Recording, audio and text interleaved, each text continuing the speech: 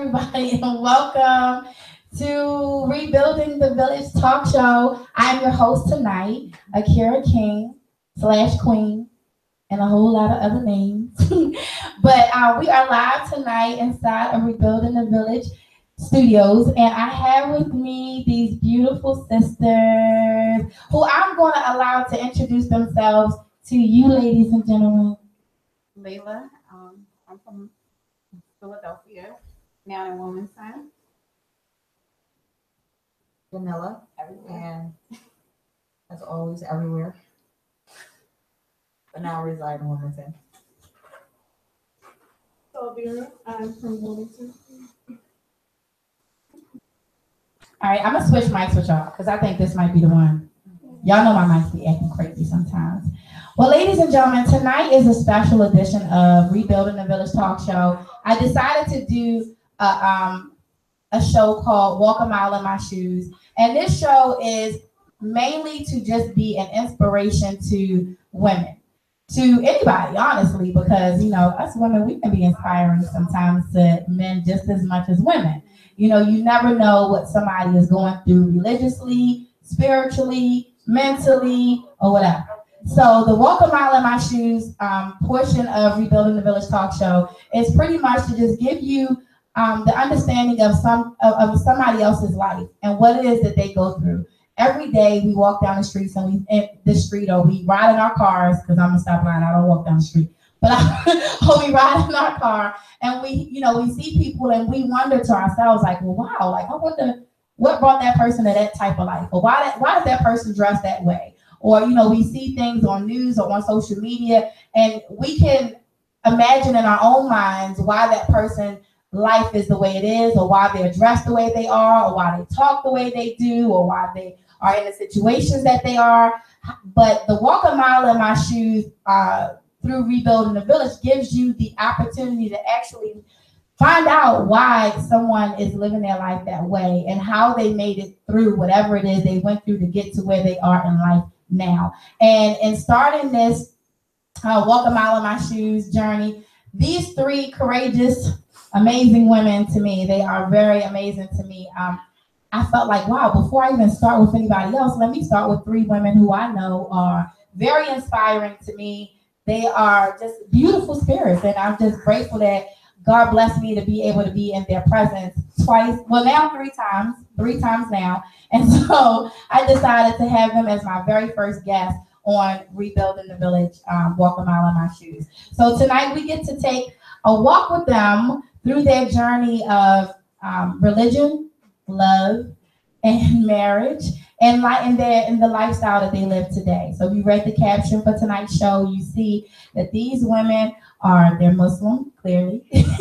They're Muslim women, and they are all co-wives. They are married to a very knowledgeable brother Kashif Mohammed, and they live in Delaware. And that's another thing. I gotta say thank you, because you women, you came all the way from Wilmington, Delaware to see me. I can't get people sometimes to come from Baltimore City, which is 15 minutes from here, to see me. So I truly appreciate you all. And it lets me know that, as much as I overthink sometimes, think maybe this is not the right thing to do.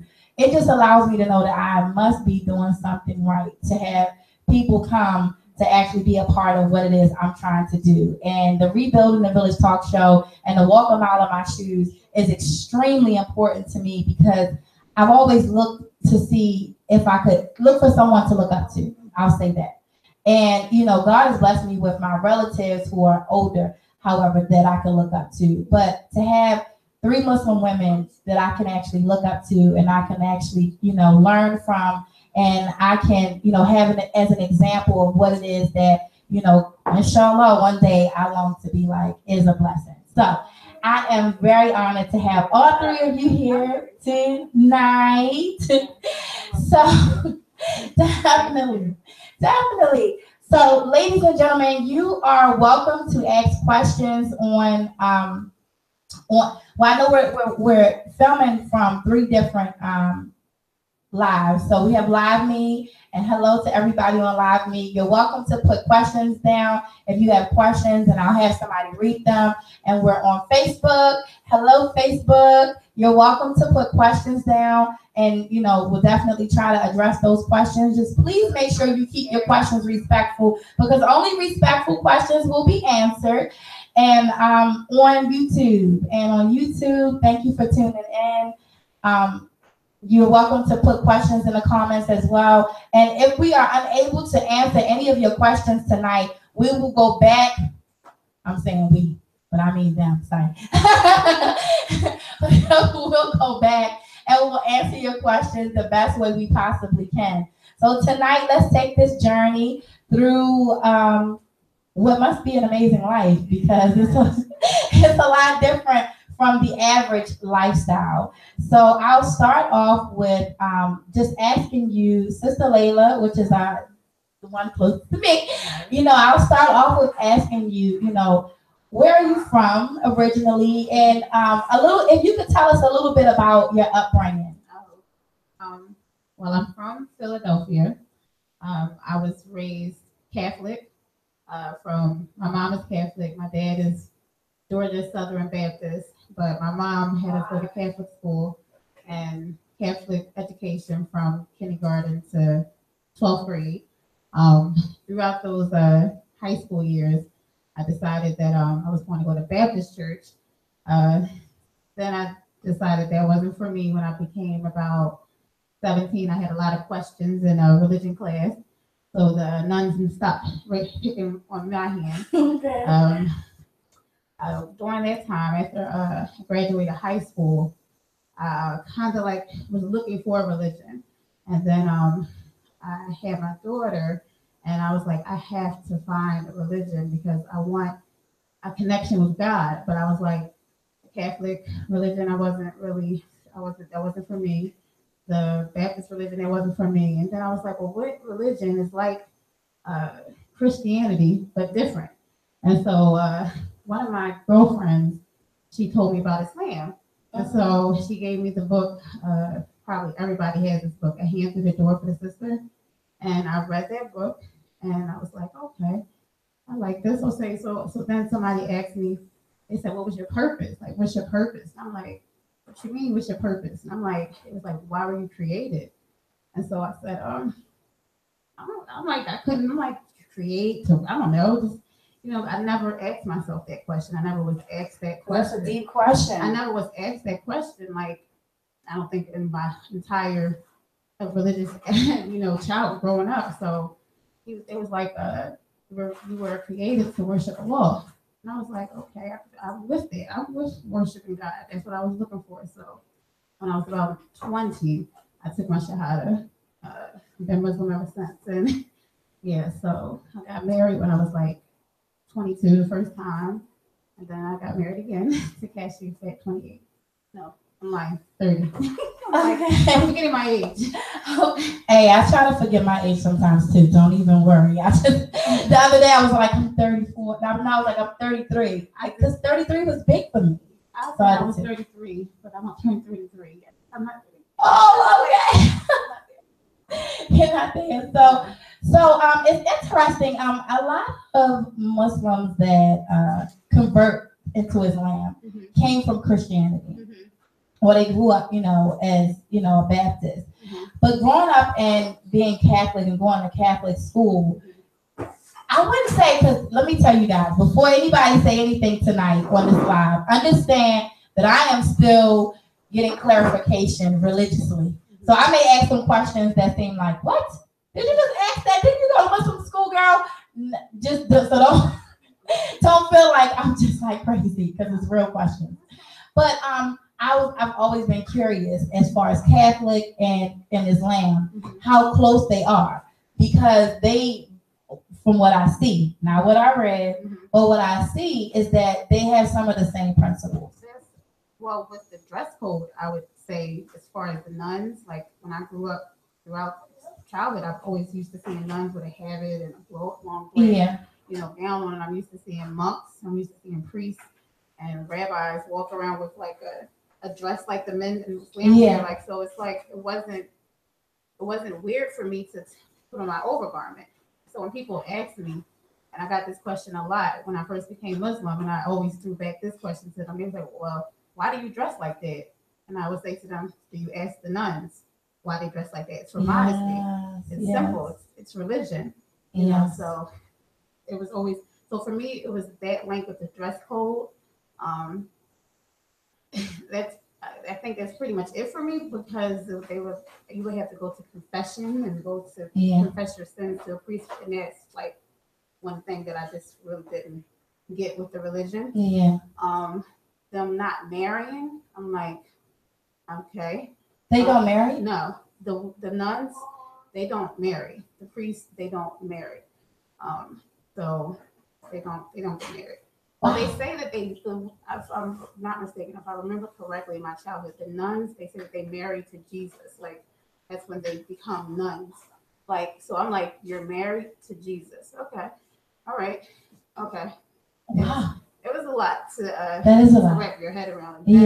With like Catholic churches, because I grew up with my mom being Catholic, my dad being Baptist, so there was like a discussion of differences in the domains. Like a Catholic church will have statues and will have pictures. Baptist churches don't do the pictures. They have a cross. And I used to ask my dad, I'm like, it says no type of idols, no type of anything. So why even the cross?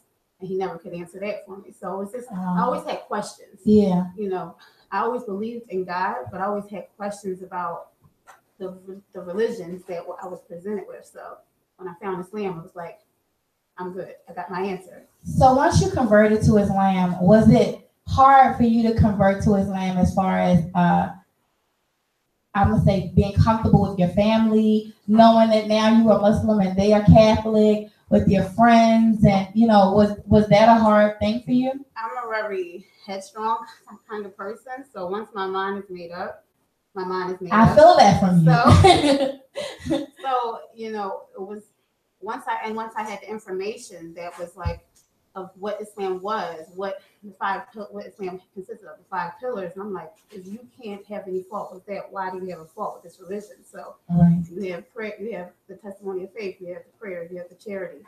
What's wrong with that? You have the fasting, you have Hajj, and then in Catholic churches they make like a pilgrimage to the Holy Land over there, and or like they'll make pilgrimage and stuff like that. So I've heard of these things before, so it's just like my family, my mom named me Layla, so she had Muslim friends.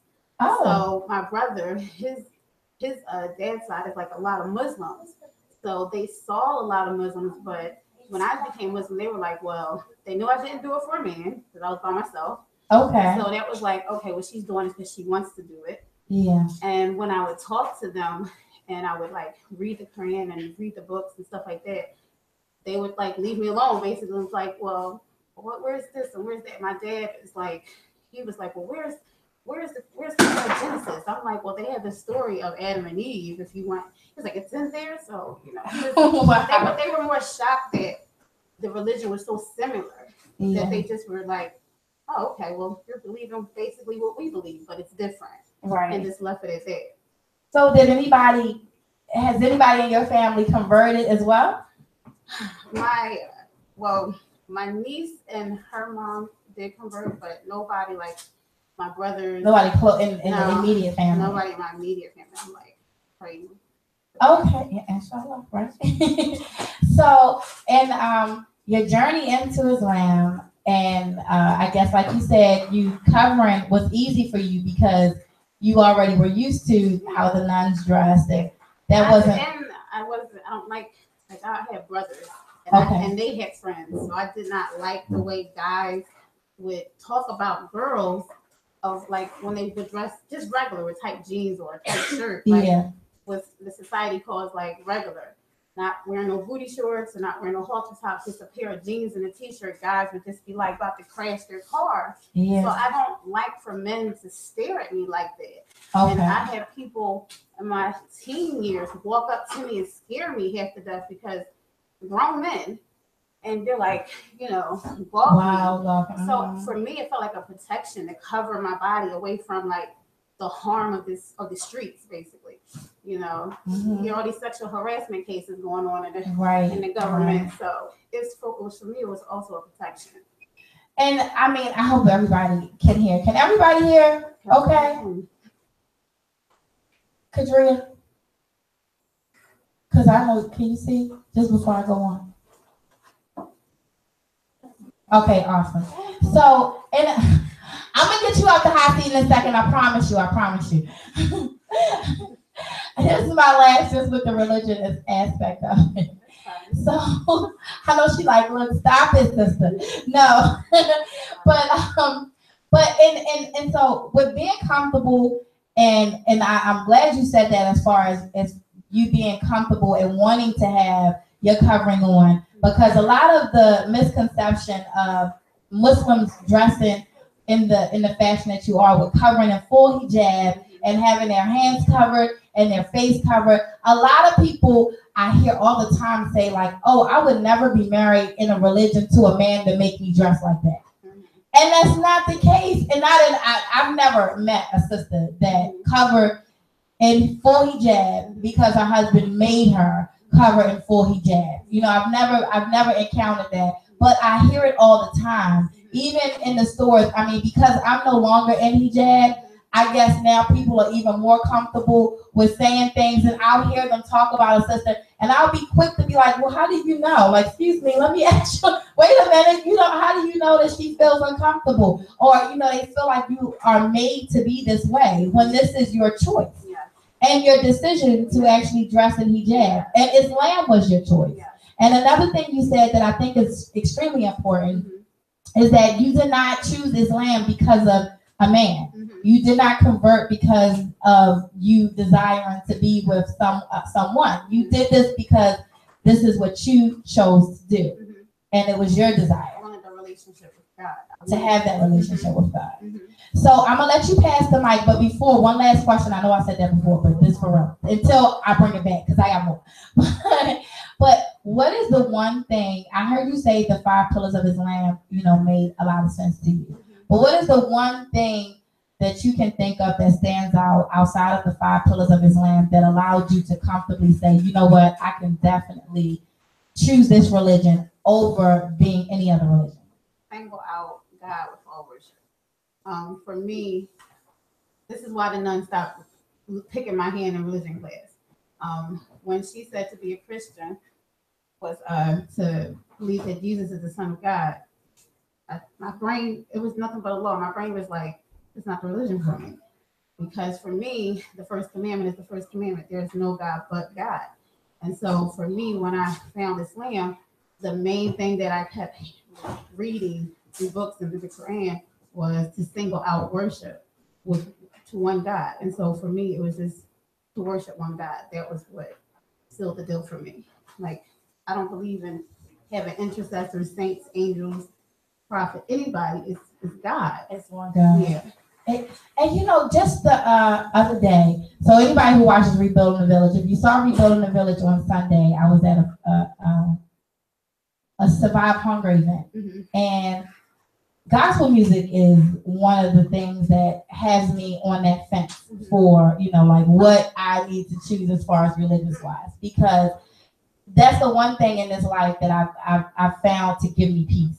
And so for whatever reason, like I've tried a lot of different things, but gospel music is the one thing. So, but the one thing I can get with, and I'll be singing a gospel song and my kids will laugh, or people will laugh, especially when I'm out in public. I refuse to say Jesus. Like I will replace that word, that name with God every time. And so Sunday, I was at this event and a gentleman got up and he was telling about how Jesus saved him and Jesus did this and Jesus did that. And I sat down to interview him, and I really felt him. I felt, I felt his passion. I felt his pain. I understood where he was coming from. He was out in the world, and he went through a lot. We all need some, we all long for something, especially when we're like going down that dark alley, and it's like, oh my God, it's either death or I need to be saved.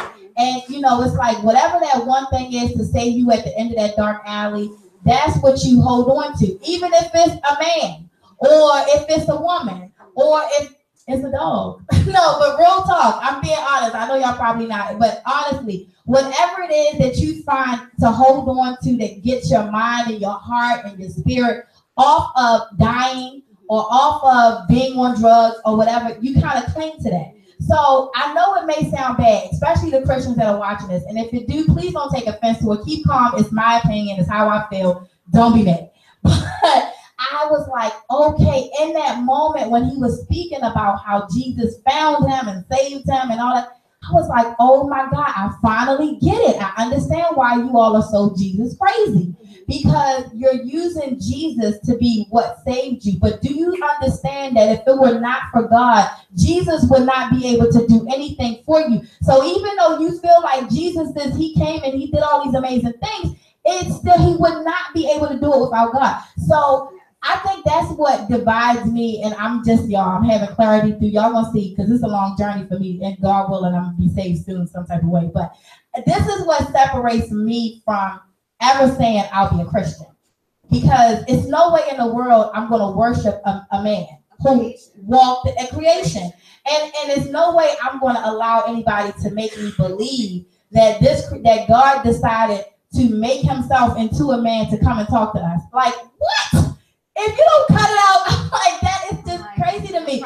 So, exactly. And I feel like, with all prophets, they had a purpose, but there's no way in the world we're going to glorify a prophet as opposed to glorifying God. And so, but it just gave me to understand it a little bit more, because I'm just like, what is wrong with people? Like my aunt, God rest her soul, she was one of the reasons I chose Islam too, because she was one of those Jesus people, like every second of the day. Take a sip of juice, thank you, Jesus. She get up, thank you, Jesus. She walked down the hall. I love my aunt to death. She was my favorite aunt, but her Jesus kick was a bit much for me. So when my dad said, do you want to be Muslim or do you want to be Christian? I said, well, I know one thing for sure. I'm not praising Jesus. And I was 11 years old. I said, I can't do that. So I'm going to be Muslim, and I'm going to go ahead and take my Shahada, because there's no way. I'm not doing that. And then even as I got older and I started being upset about things I was going through religiously in Islam, it was always the Jesus thing that pushed me back to Islam. Because as soon as I went to a church, the first thing somebody said to me was, do you accept Jesus as your Lord and Savior? I was like, thank you for allowing me to come in here. Good night.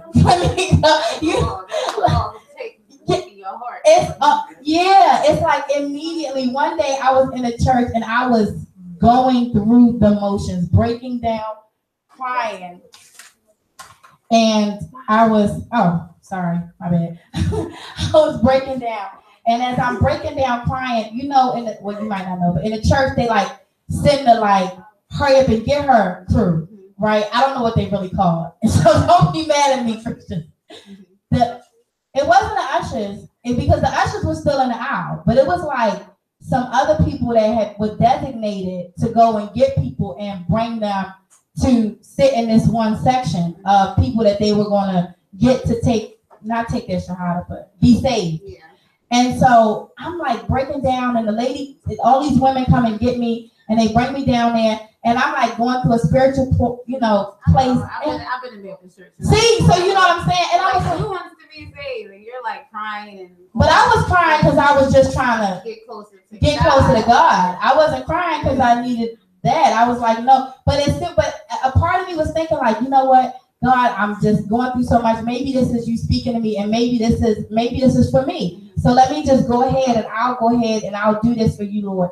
And as soon as that man said, well, he's like, you're gonna confess your sins and confess that Jesus is the Lord. As soon as he said it, I said, as much as I was crying, I was listening to your sermon, and you just said that Jesus said to the devil that he wasn't going to do what you just asked me to do. What he said, no, I'm not doing that. Like, what are you talking about? So he was like, no, I didn't say that. So as much as I was breaking out, I went to the verse that I read that he was preaching. Mm-hmm. And then I was like, it says right here, Jesus says, no, I will only obey my Father. Like, I will follow my... to somebody and they're in the twilight zone. And you're they are. I'm glad you said that. Hear what I just said. And I had this conversation with a very close family member, and it really like brought me to tears because this person is getting older. And I'm just like, I said, you said the blood of Jesus saves you. Right. And then you said God's mercy saves you. Right. Which one are you going to say on the day of judgment? Like, which one are you going to say to God? God, the blood of Jesus saved me. But they just were like, it's the same thing. I'm like, you said two different statements. Like, Right. do you not understand Yeah, the it's like statement? they're contradicting. It's a But they contradiction. don't see it. And I understand that. And so just because of that, I was like, okay, you know what? Let me just excuse myself. And then I'm like trying to say, like, well, do you not believe in Jesus? And I want to clarify, like, we believe in Jesus as a prophet, as a messenger. Right. And like you said, he was sent with his purpose, what the law sent him with. And we believe in the angels, the books, but we do not worship anything outside of the Creator Right. alone, Right. by itself, not three in Right. one, not all this cross things and five or seven. Right. One, like Right. one Creator. So that Right. is where I don't, like we always talk about Tawheed, singling out all worship to one God. And I think that's where the Christians, they think they are doing it. They think they are doing it. I've had so many conversations in the past week with so many family members, Mhm. and I'm in front and close people that I grew up with, and I'm just like talking to a wall, and they just like that's when I had to read the Quran, and it says Allah is going to change the people. Like you can't make them believe. Like Allah to make them believe. Like so you just have to advise them, and then Allah will change their Change their hearts. hearts, yeah. Well, for me, I listen because I'm learning, Yeah. but it's like, that's the one thing that always just like pushes me right back. Like, nope, that's not what. I feel like it's the law saying, nope, that's not what I was trying to do. I wasn't trying to take you over there. Come back again, So I mean, that's a home to the left. So let's go to Sister Jamila. So, ladies and gentlemen, if you're tuning in, if you're just tuning into the show, we are talking to these three beautiful wives, and we are going on a walk through their journey, walking a mile in their shoes, and we're starting with their religious and their background. So, I know some people may be tuning in like, wait a second, what we going to talk about? Keep calm. I got this. So, Sister Jamila, can you tell us a little bit about yourself, about your background, where you came from, and your upbringing? Well, my upbringing was in Chester, Pennsylvania, and I was in a foster home. So I had a foster mom, and we would go to my family's house, and we would go to church. We would go to my aunt's house, or my grandma would go to church. So I know about the Baptist. I know about the Bible. It was something that we always talked about. We had Bible school, things like that. But to me, there are certain things that I saw that I didn't feel right with. Being a Christian, being a Baptist, there are a lot of things that didn't mesh. Someone would say something, totally different, and then it would be something totally different. Mm-hmm. So to me, I felt as though that wasn't something that I wanted to, do. So I actually researched a lot of the different religions. I researched Islam. I researched, Buddhism, things like that. And then I stopped because I went to the service at that time. And in the service, I met Muslims, and that's what got me to researching more, get into that. And then I was still researching. At some point, I stopped, and then about 4 years ago, it's a kind of a crazy story that got me back into researching and wanting to be Muslim. I was actually in a study group with Jehovah's Witnesses, and that's something that I had wanted to be at the time. But then in one of the study groups, one of the teachers stated that we were learning about Hagar and Ishmael, which is Prophet Abraham's son. And we were learning about the part where Abraham took them to the desert and, left them there. And, she had stated that, well, this is where Islam started. And, that made me pause. And I said, well, do I want to be in a religion that's just maybe 60 years old, or do I want to be a religion that's like way more than that? So I started, studying and researching again, and I took my Shahada alone in my house. So that's how I reverted to Islam. And then my my children, by the will of Allah, did it around the same time that I did. So it was something that was beautiful to me. But yeah, my childhood growing up, I always wanted to look for something that had a common effect on me. And because I went through so much in my childhood, I wanted to have something that I could contemplate on, that can make me feel stronger. And Islam has done that for me. It has made me feel as though I have a connection with Allah. And you spoke about love. I love Allah. I want to get to paradise. I want to be able to help others and remind others and be a benefit for others. So the things that I went through, I like to talk to people about that, to get them to understand that, you don't have to go alone with this. You have God. You don't have to sit here and think that, there's nobody there for you. God is there for you. So, it's just something that, was beautiful for me. That was my story, and me, with Allah unveiling my heart and getting me to Islam. So alhamdulillah. Alhamdulillah. So I heard you say you had children when you took your shahada, right? Yes. So were your children already accustomed to living as Christians? Were you religious before? I heard religious. You say, yeah. No, it's okay. Oh, you were. Okay. Yes. So they were as well. Yes. So they willingly converted to Islam as well. So would you say that you were still searching from early on as a child until you became an adult, searching for what you have now in Islam?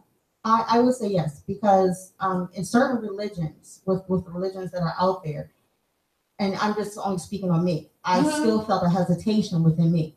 Exactly. There was like, it wasn't right. It wasn't the right fit. And I'm not trying to say like it's like clothes, but sometimes you get into something, you're like, this is not what I'm looking for. This is not it. And you think this is it, but it's not. You still don't have that firmness in your heart, that knowledge to know that this is something that is getting me through. This is what I need. This is what I need to better myself. This is what I need to strengthen myself. Okay. This is what I need to go to. Even in Islam, you have 5 prayers daily. Those 5 prayers are a rejuvenation for you. It's a reminder to you that Allah is there. It's a comfort. Yes, it's a comfort. So just having those 5 prayers to make you contemplate on what Allah has here. You look at the sky, it's beautiful. You look at the moon. I was just looking at the moon, driving up here. It's beautiful. And Allah did that. So it's like you have that certainty in your heart with this religion, saying this is it. And I get goosebumps, just talking about it, because I know, alhamdulillah, Allah uncovered my heart to have me in this beautiful religion. So I'll ask you the same question I asked Sister Layla, as far as your comfortability in transitioning into Islam with your family. Was that comfortable for you? Was it something that you had to, get comfortable with? Was your family accepting of you becoming Muslim? Some of my family members were not accepting. I did speak to them, and also my husband spoke to them about the religion. My mom, she's comfortable with it. She's more open to new things than the rest of my family is. And I still talk to them about Islam. But they're at the point right now where they're like, just at a standstill. Okay. But my mom, she's always asking questions.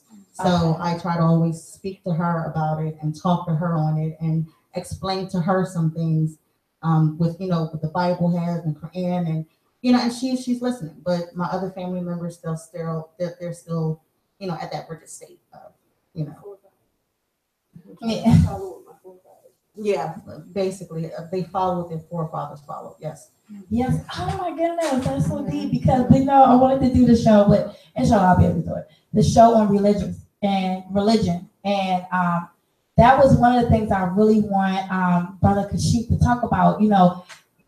When we grow up, and that's why I'm asking you guys the questions, because when we grow up, a lot of people who grow up as Christians, or I can only imagine. I said this one day to somebody at a school, and I was telling her how I was going through things because my mom at the time was Christian and my dad was Muslim.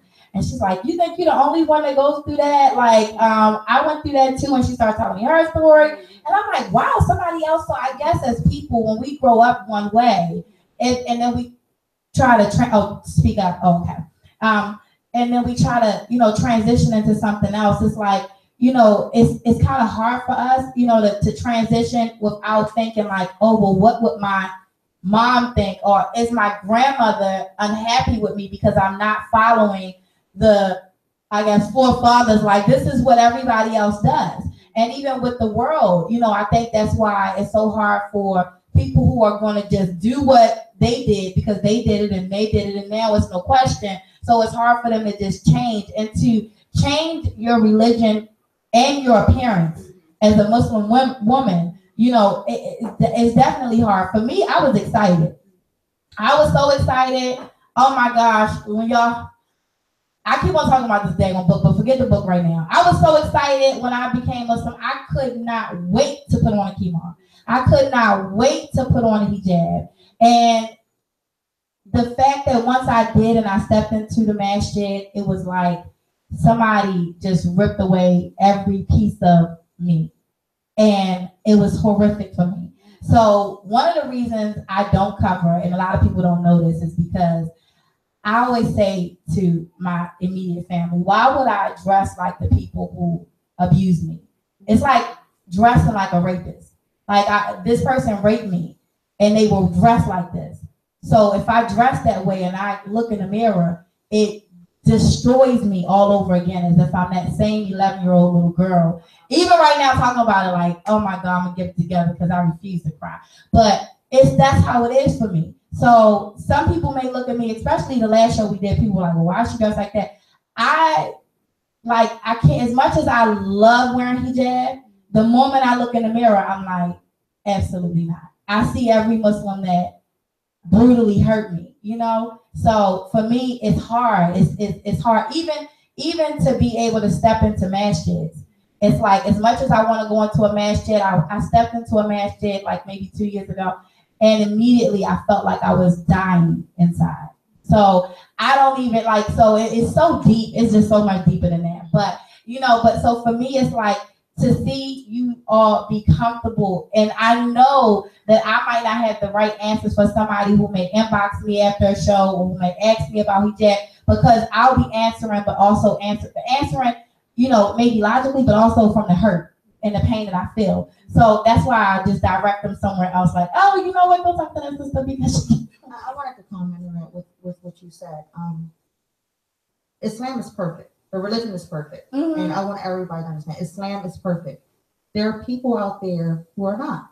Mm-hmm. And we can't demonize our religion because of the things that, we went through. Because of what people do. Right, because of what people do. And a lot of people don't have that understanding. They always focus on, what happened while they were doing something or while they were doing something. It's always that. Mm-hmm. But that, a lot of people have to understand is that's the devil. That's the devil, making you feel this way. Mm-hmm. But this religion is amazing. Mm-hmm. It's beautiful. And I can't say that enough because, even having these two here mm-hmm. with me, by Allah's permission, having my husband, teach me, to me, that's a strengthening for me. That's a solidarity for me. To have the understanding that Allah placed all of us here for a reason. Even, us being here, of course, is a reminder to you as well. So it's like, it's always something, while everyone's here in that moment in time, that decree that Allah, has, so it's always a reason why something is going on. You have to learn from that lesson. Definitely. Of course. Oh, no. But yeah, I was just going to say, everything I understand now at 34, mm-hmm. Allah allowed me to experience those things for a reason. Of course, at 11 years old, I was a child. So mentally, I was just in La La Land. Just like, you know, people dream of being princesses. I was dreaming of being Muslim and being a wife and being married and growing up and just having a Muslim household. I was dreaming of that. And so for me, because that was all just, you know, torn apart mentally for me and emotionally, as sad as it is, it took until 20 years later, until I was 30, for me to even visit it, stop being angry and stop being mad and stop being, you know, like I'm never going to even acknowledge it, to acknowledge it, decipher it, understand it, and then process it. And that's still the stage, because I'm 34 and I'm still going through it. But I'm not gonna say I'm not angry anymore. Inshallah, Allah will take the anger out of my heart. But I'm just not where I was 4 years ago. Because 4 years ago, Allah forgive me, I was vengeful. Once I started reliving it, I was becoming vengeful, like, okay, I need to start burning things down. I was so, that's the type of angry I was 4 years ago, because I was just feeling like, how dare you, you know, like, how dare you to a child? And I don't know if you all know, but there's a child, unfortunately, who just killed herself from a mass shed. I ain't gonna put them on blast right now, but she was being bullied, and you know, she went home and hung herself. You know, well, went home and killed herself. She didn't hang herself. Another child did that, unfortunately. But this child went home and killed herself, and it relit that fire inside of me, because I know that pain. And the little girl was 11 years old. So, anyway, moving on. But go ahead, Subira. You wanted to say something. In situations like that, you are not your situation. You're not what happened to you. You're not what is happening to you. Is how you come back from it, how you react to it. You know, and at that point, you remember Allah even more. You going away from Him and removing yourself from Him is making it easier. You're more available and weak to Shaitan. So at that point, you remember Allah. That could be a simple situation to bring you closer to Him. You know what I mean? So it's always remember Allah. And I mean, yeah. I understand 1,000%. Yeah, so it's like, and when we think about stuff that we go through on a day-to-day basis, from when we was born till now, the Prophet sallallahu and the companions and the wives, they were being murdered and slaughtered and tortured for this religion that we are able to do openly.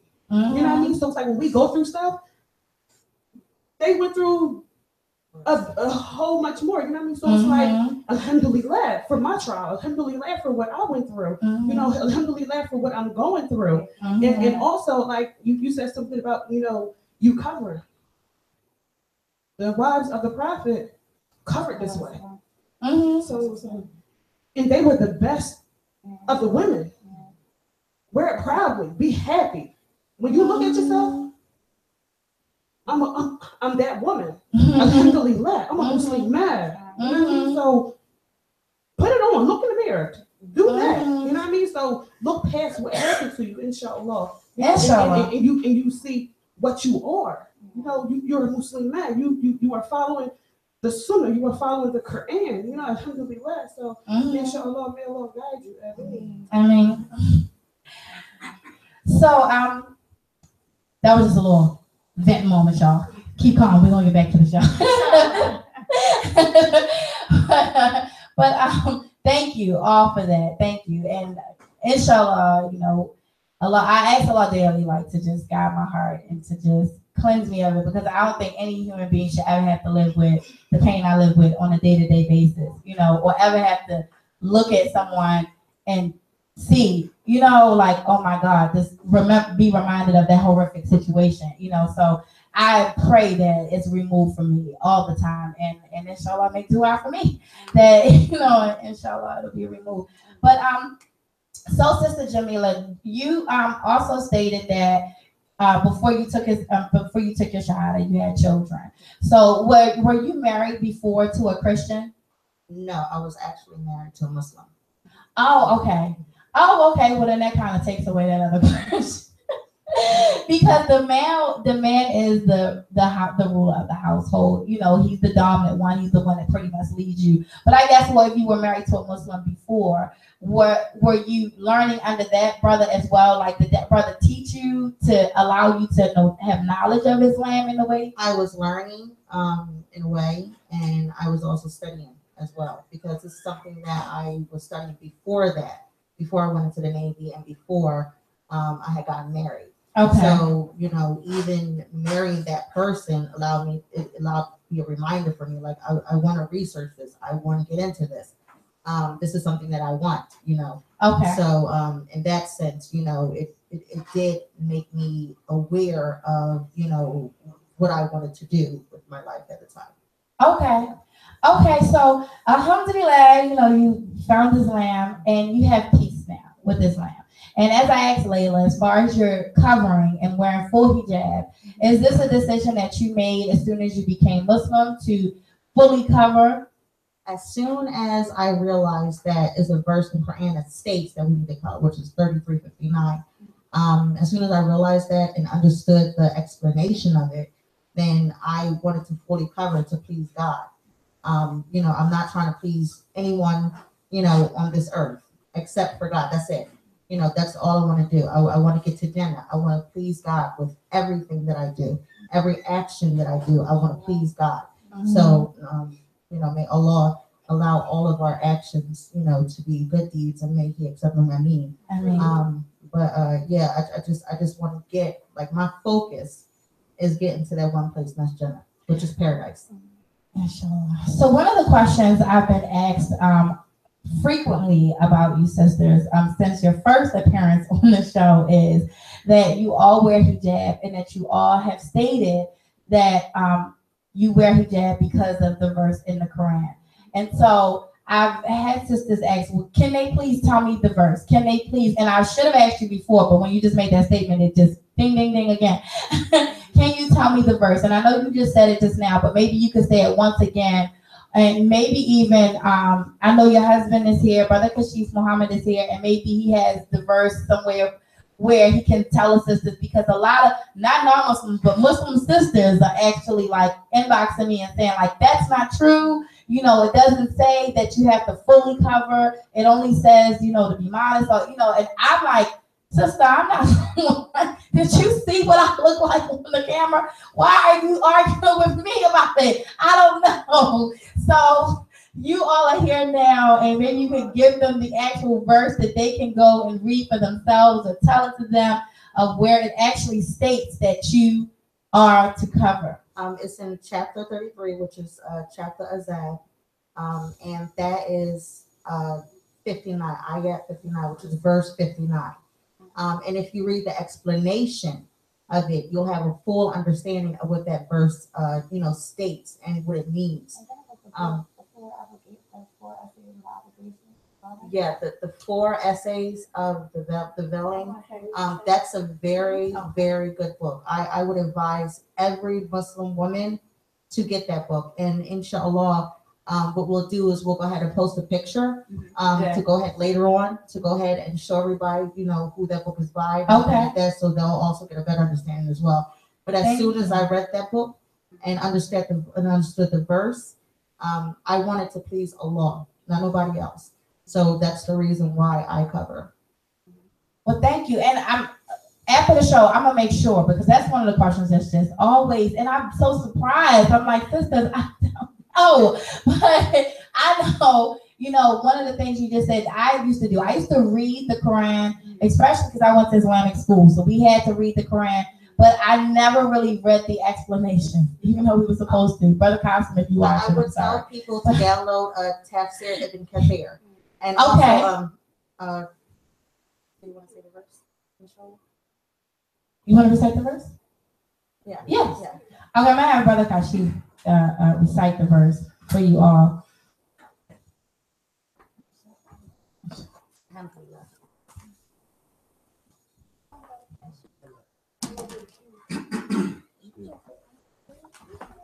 It's okay. That's peace. Once I got to find it.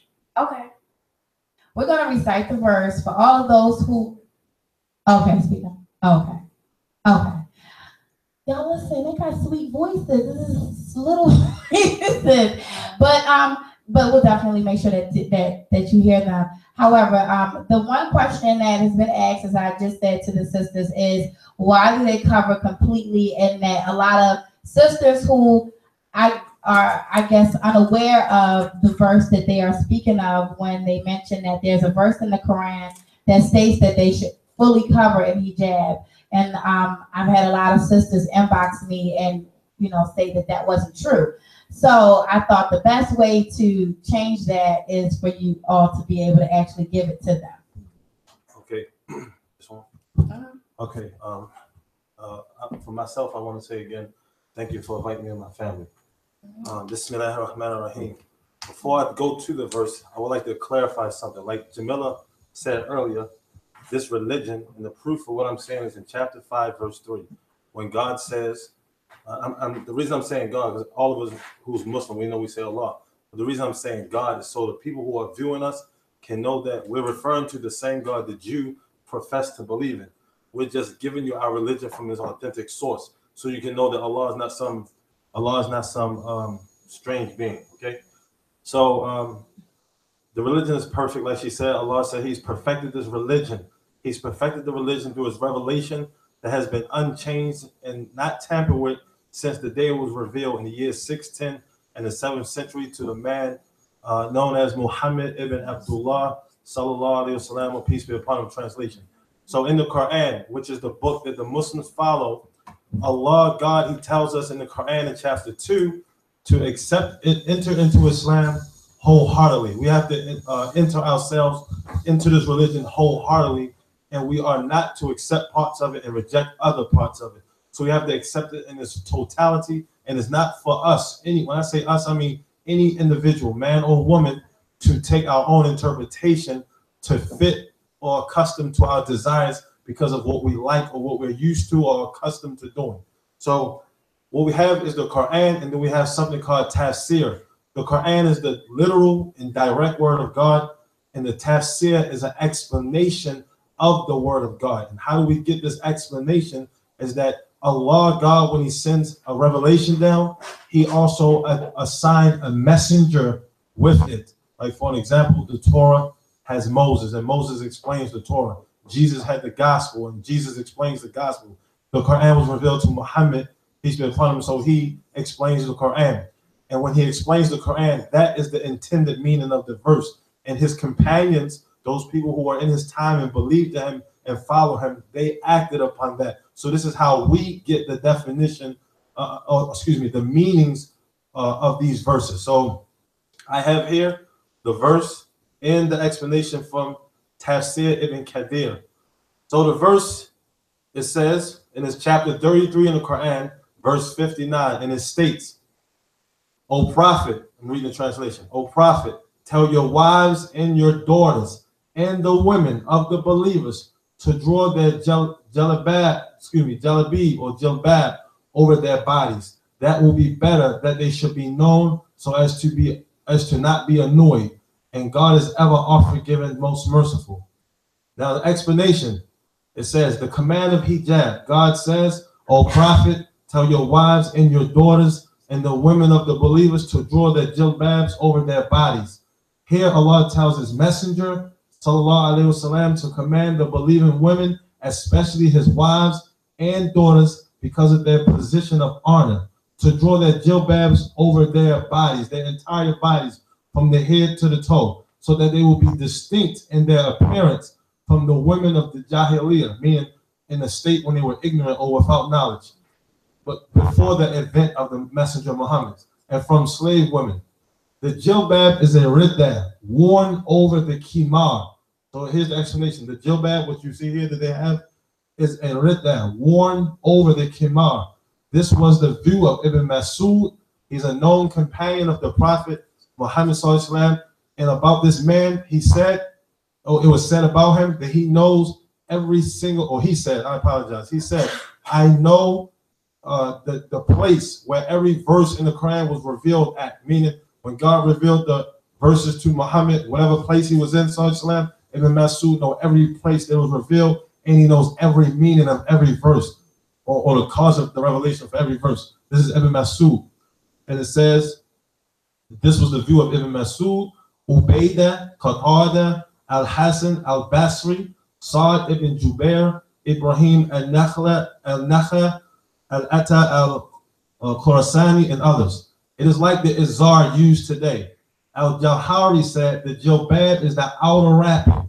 Ali, who is the cousin of the Prophet, he said, he reported that Ibn Abbas, which is the nephew or cousin of the Prophet, he says that Allah commanded the believing women when they went out of their houses for some need to cover their faces, right here, to cover their faces from above their heads with the jilbab, leaving only one eye showing or what's apparent so that they can see. Muhammad ibn Sirin, a known companion or a tabi'in, which is a child of the companions of the Prophet, he said, I asked Ubaidah al-Salmani about this verse, the one we were talking about, to draw that jilbab over their bodies. He covered his face and his head with just his left eye showing to indicate what this meant for that part. That would be better that they should be known so as not to be annoyed. Means if they do that, it will be known that they are free and that they are not servants or whores or Jezebels. And Allah is ever oft forgiving, most merciful. Means with regard to what happened previously during the days of ignorance when they did not have any knowledge about this. So that's the verse, that's the explanation. And here's an explanation of today's society. One of our last shows that we were on, I said that if you take a woman, any woman, doesn't matter her religion, take any woman and in her life she chose as her career stripping or prostitution, either one. So she has tarnished her reputation. So she can become pure again and she, she's sincere and she repents. So she changed her lifestyle, but she has not changed the view of the people. So when she walks down the street, some guys who know her from her past, they see her and they still degrade her and debase her and mock her and hold her status down. And it makes her feel bad, similar to what you said. She wakes up, she looks in the mirror, she feels like nothing.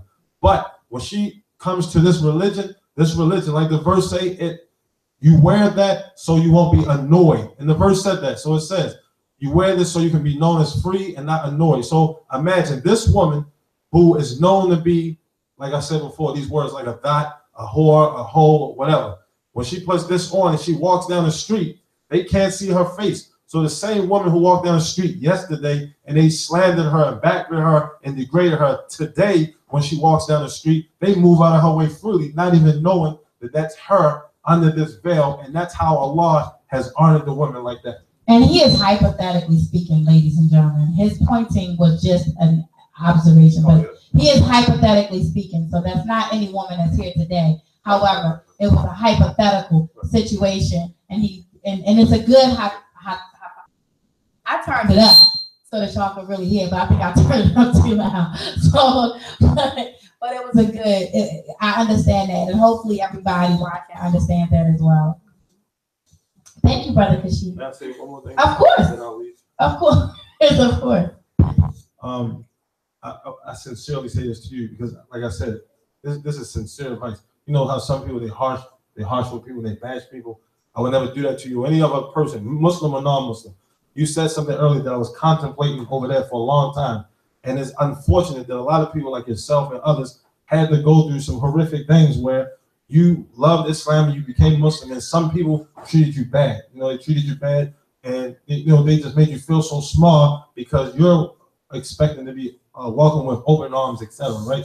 So that's terrible that happened to you and other people. What I can say is an advice for you, not even an advice, an inspirational motivator, right? Is this, and many other people is this. Here's an analogy, okay? You have a house. If you can picture this, I like to be visual. If you can imagine a house, there's a fire in this house. There's two exits. One of the exits, you're going to get burned. If you won't make it out, alive, you're going to get burned. There's another exit on the other end of the house, and there's an instructor at that door with a suit on, whatever you call it, a fire suit, whatever. They have a suit on. And this suit is made to withstand the heat of this fire, okay? And the only way you can get through this door, this is the way out, but the only way you can get through this door is put this suit on. So the instructor at the door, he has the authentic suit on, but he is a bad person. So when you get to that door, he push you out the way. Now, you know, if you're like, I ain't going through that door, I'm gonna go through the other door. You know you're going to die. You're gonna burn up and die. This is the only way out. So you have to go through this door. You have to, and you have to wear that suit. The analogy is this here. And the person with the authentic suit on, that man, he's the people who did what they did to you. You move him out the way, kick him down, let him burn. Kick him down and get through that door. Because when you get to that door, through that door, your skin is safe, you're not burnt, and you made it, you know? And that person can stay back there and keep trying to push people down. But as you know, while he's keep pushing, while he's steadily pushing people down or attempting to push them down, the strong ones, they're gonna push him down and go over him because their strong determination is what? Not to burn. And that not to burn, that represents the hellfire. You don't want to burn. So I'm in no way saying this to, you know, criticize you or nothing like that. I'm trying to inspire you that these people, they were wrong and they shouldn't have did that to you or anybody else, because the prophet was advised from Allah. A verse came to him and Allah said, you're merciful. And if you would have been harsh with the people, you would have pushed them away. So sometimes when people leave Islam, yes, Allah will hold them accountable if it's fit for them, because some people, they're presented with Islam not the right way.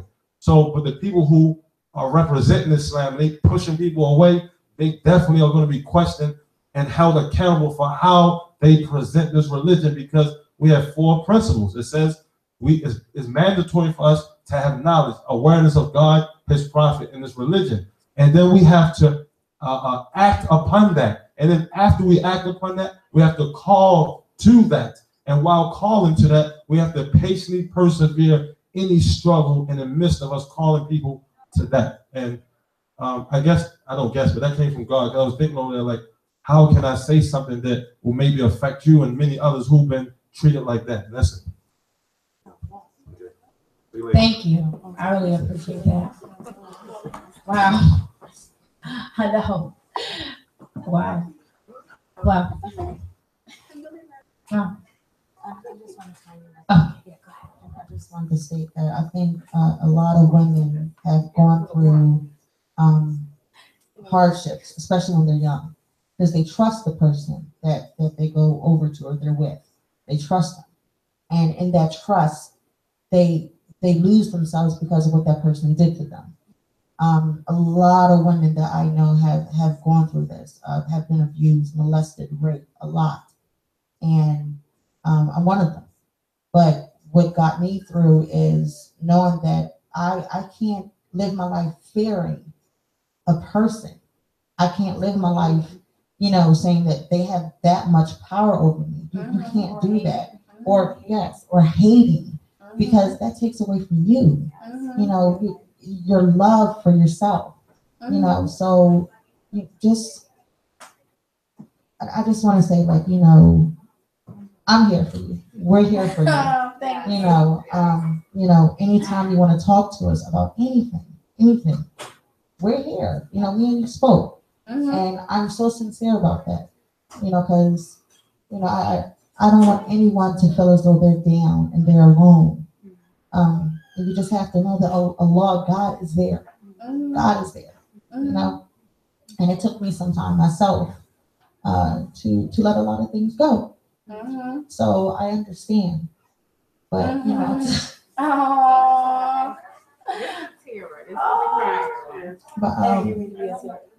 but yeah. So I've been through that. Believe me, I've been through it. Okay? So know that tomorrow is better. Don't live in the past. Live in the now, right now, because those people can't hurt you no more. Right. So just think about that. So. Okay. Thank you. Oh my goodness. Yeah. You see why I invite them? You see why I keep inviting them back? Thank you. I truly appreciate you so much. Your phone call earlier was just like, alhamdulillah. It was definitely a blessing, because even in that moment, and for Okay, I'm gonna get it together. For a lot of reasons, I know Allah continues to have me in your presence. And one of those reasons is, I'm sure, to break me through this, what I'm going through, as far as just my, not fear, it's not a fear, it's just discomfort of hijab and all of that, and Islam and all of that, So I know this because everybody, my life is lived on social media, so you all know me so very well, and I don't surround myself with myself. And I'm just like, absolutely not. I don't allow my children to be around them, like nothing, because of my pain. And and now that my children are growing older and they're starting to make older decisions, I'm like, oh my God, if I had only, not if, because Allah knows best, but going through this breakthrough that I'm going through now, had it happened years ago, then maybe they would not be religiously confused as I am, and maybe they would have a little more structure religiously. The one blessing that I can say Allah gifted me with is never losing my love, my faith, or my, devotion to Him and Him alone. Outside of everything else, religion, people, man, whatever, Allah has always kept me close to Him. And that's the blessing that I've been able to, continue to pass on to my children. But the religion aspect, I understand now the purpose of religion, because Lord knows those little girls that I had, the seven little girls running around here with no keyboard boy. I'm just like, Allah, please protect them. But I'm understanding it all now. And, one of the reasons I really wanted to talk about religion before we even got into your marriage and being married to the same husband and all of that. One of the reasons why I wanted to take this journey through religion with all of you, first is to give others out there who may be religiously confused just as I am, the opportunity to hear your story, to know where you come from religiously, to know that it's not easy to just, say, oh, this is what I'm going to do. It wasn't just a one-day thing for Sister Layla to say, oh, yeah, okay, Islam is what I'm going to do. And it wasn't that she had a brother that she was interested in and said, oh, okay, I'm going to be Muslim for him. It wasn't her case, and it wasn't your case, and we don't know what Sabira's case was yet because I didn't get her the microphone yet. But, I thought I felt it was important for not just me, but for everyone who watches my show to be able to understand your religious aspect as well. So I'm going to go ahead and pass this mic to Sister Subira so that she can give us a little bit about her, as well as her background and where she comes from and what brought her to Islam. Oh, she's looking shy. That's cute. We know that's not the case. That's so sweet. Okay, I'm Sabira. I'm from Wilmington. And if you don't know about Wilmington, it is a small urban environment. Really? Nice. Yes. Wow. Yeah, it's really small. It's really small. Okay. It's really small. Like, my mama know your mama, they know your grandmama. So, like, 3 people down the line, you my cousin. Like, it's really small. Oh. It's really small. Wow. It's really small. And I come from a family where my grandmother had 15 kids.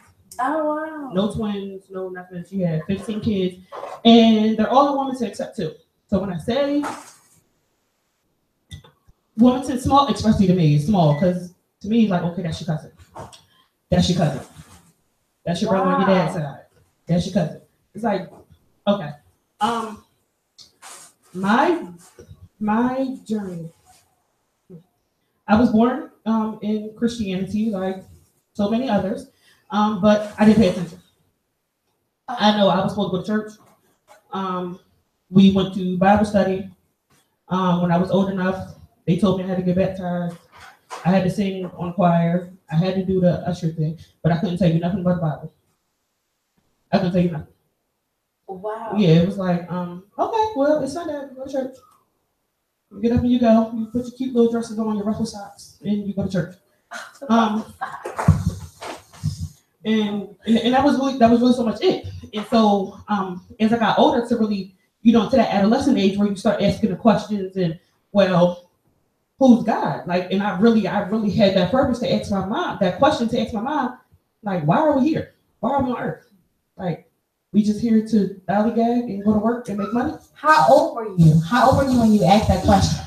At that point, I was like 12, because I was still living in like my childhood house before I made the big move to the deep urban part of the city. Oh. So I was like 12, like I was still young, but at that point it's like you telling me at church, God is God and God is God, then why is everybody talking about thank you, Jesus?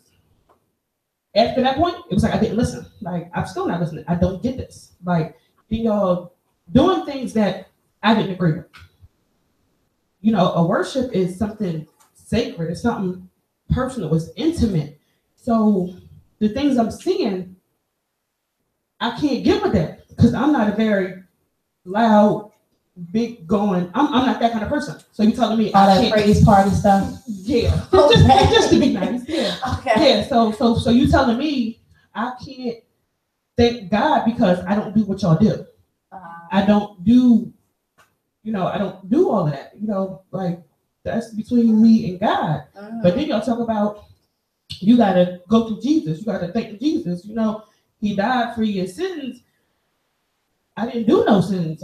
What do you mean? So like I was really. So it was like at that age, it was like I went to church, but it was like something to do on Sunday. Then we got done. We ate. We went to the family member's house. We went to bed. Got ready for school. That was it. So growing up, it was like I became my own backbone. If I wanted something done, I did it. So I thought. If I wanted to go somewhere, I got there. So I thought. It wasn't like, only time you thank God was when you said grace. So it wasn't like, thank you God for this water, thank you God for these lights. It was like, my mom went to work. Mom, you get paid? It was a stuff thing. It was a stuff thing. So it wasn't, thank God. She talking about thank Jesus. And I'm like, all right, Mom, I need some new sneakers. You got some money? Like, you didn't pray about those things. You didn't thank God about those things. Right. You know what I mean? So to me, I seen my mom and my aunts. Like I said, my grandma had 15 kids. So I come from a lot of women that got up, went to work, hustled, bustled, paid their bills, did what they had to do for them, their children, and their men. So you got up and you did what you had to do. Right. And you was the backbone. And nobody was like, thank you, God, thank you, God. Like, you became your own God in a sense. You know what I mean? Because you get it from the muscle. Right. You strong. You hard. You gotta get it. Ain't no complaint. What you crying for? Some tears ain't gonna get the work done. I think that's why a lot of people get misguided. And you hear people nowadays who have lost religion and lost their hope and faith in God because they're like, no, I did that.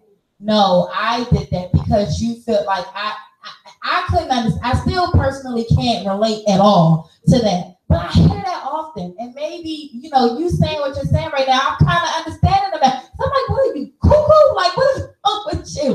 What do you mean? And then even for, men, I don't know if it's a religion that men are in now, but there's a lot of men that are going around saying, no, I'm God. And they call each other gods. Like, yes. Oh, they're what? Oh, they're 5%. I didn't know that 5% did it. Oh, okay. I thought it was some new age religion. I'm like, I went to a funeral and they was like, peace to the God, and I'm like, what? I was like, get me out of here immediately. But I've heard that before too, and I've heard the simple fact that women are God because God gives life, the woman gives birth. No, I'm not. Don't put that on me.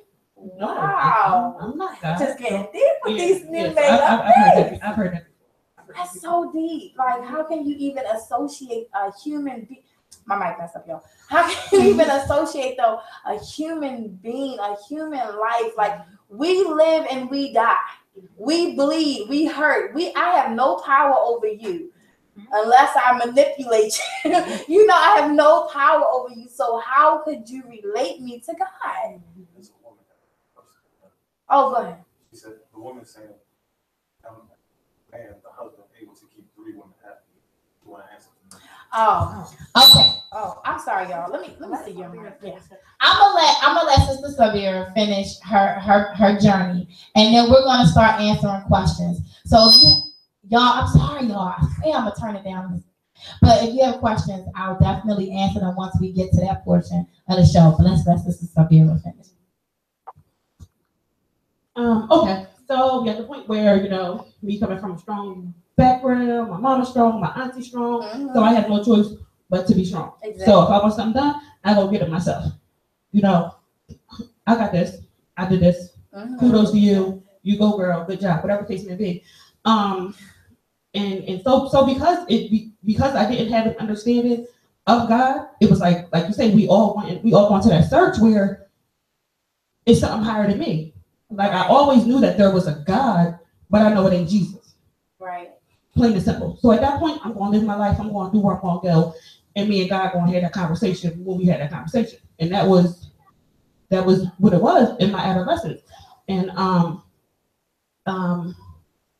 never looked into any other religions. I didn't look. I'm not looking at no. I didn't look into nothing else. Plain and simple. Islam came to me because well, first of all, because Allah chose me. That's what we laugh. I started going to classes. I knew some people that were going to all female classes, and at that point, it was where God is God. And once that was it, I was like, this is it. There is nobody you pray through or to or behind or under. God is God. God gives you everything you need. Them sneakers you want, he gave you that job to give you that money to get you them sneakers. You wanted that job, but you only got to buy it alone. You know what I mean? So it was like once it was one God, this is it. It was plain and simple. I didn't get anything else. I knew, you got to take the shahada, you got to pray, you got to do this. I knew I had to cover. I didn't know why. I didn't know, so for me, it was a journey. Because even when I covered, I was the one wearing the colorful keyboards with the sneaks to match, and I was that one. I was that one. I didn't at that point. You didn't know no better. I didn't know no better. Me, I was covered, or I would have on some pants, a shirt, and a keyboard. To me, I'm covered. But because I didn't know any better, alhamdulillah, some people, gave me the knowledge, brought it to me like, no, that's not right. You covered, but you're still naked.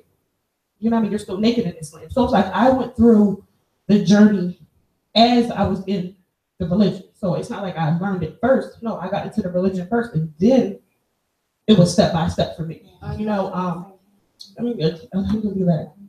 So okay, because it's just like it's just a great thing to even sit here and to think where I've come from by Allah's permission. You know what I mean? And me, share what? Women, who? Wait, no, hold on, I'm not sharing nothing. So it's like to even be here with these women, like, alhamdulillah, like when you get knowledge, it's not even just when you get it, you have to accept it in your heart first. Like once it's in your heart and you understand it, and your mind follows, your body follows, your limbs follows, your speech follows. So alhamdulillah, like it's such a freedom. So it's like,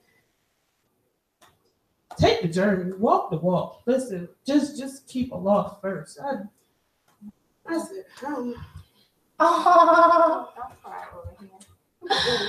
Oh, I'm a G. She's so sweet. She's so sweet. So I'll ask you the same thing I asked the other sisters. For you, I mean, your walk definitely was different from everybody else's. However, one of the things I see is that you're pretty much like, especially like Layla, as far as once your mind is made up, it's made up. This is what I'm going to do. So I guess I don't even have to ask her like how her family felt. Did it make her feel some type of way? Because okay, hold on a second. How my family felt, it didn't matter. I figured that was good. It didn't matter. It didn't matter because, like I said, my background, I came from, you strong. That's what you want to do. You go on and get it. You go on and do that. Don't let nobody change your mind. If it's right for you, it's right for you. You go on and get it. So you wasn't changing my mind about Islam. The only person that could change my mind and put me through them struggles was myself and Shaitan. That was it. You understand? Like, if even as far, by Lord's permission, like even as far as when I was going through those struggles and those problems, like my family wasn't the problem. My family wasn't the problem. My mom, her thing was, you believe in God. Right. I was like, you do too. You just got a barrier. I mean, so she's pretty much accepting. Yeah, my mom, she alhamdulillah, yes. Okay. Yes. I think that's the biggest for us. Our mom is like, we want, I mean, of course, a lot of us unfortunately don't have dads, but for those who have dads, you also want to be daddy's little girl. So you want to definitely be like, oh, please accept this, but even if they don't accept it, I'm still going to, because that's where I'm at. Like, I'm still going to be me. I'm still going to do me, but I want my family to accept me and what life I choose. So especially, I can see from going from Christianity to Islam for a lot of women, that's where they have the issue, which is why I asked all of you that question as how your families, took it. Were they okay with it? Did they make it hard for you? Did they say, oh no, now you want to have, was it that type of situation? But to actually be able to transition into the religion, without having that is also alhamdulillah, it's a blessing, So once you transitioned into the religion and became Muslim, tell us about your journey into hijab.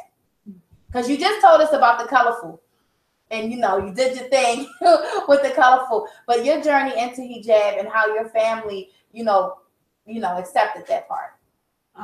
My journey was a journey. Like I said, for all these years, I've done what I wanted to do. I was the one in fashion shows. I was the one modeling. I did the makeup. I did the hair. Wow. And I was out. Yeah. And I was comfortable with that because me wearing what I want to wear, I was expressing myself. You didn't have to speak to me to know how my day was that day. If I had a bun in a ponytail, don't bother me. If I had the pink curls and spiral curls, oh hey, it was like that was my expression. Okay. For real, read you. Yeah, I'm yeah. That's really so much shit. I wasn't really so much a big go out and speak and talk to people type of person because your space is your space, my space is my space. Once again, Islam changes you. Alhamdulillah. And that was my way of expressing myself.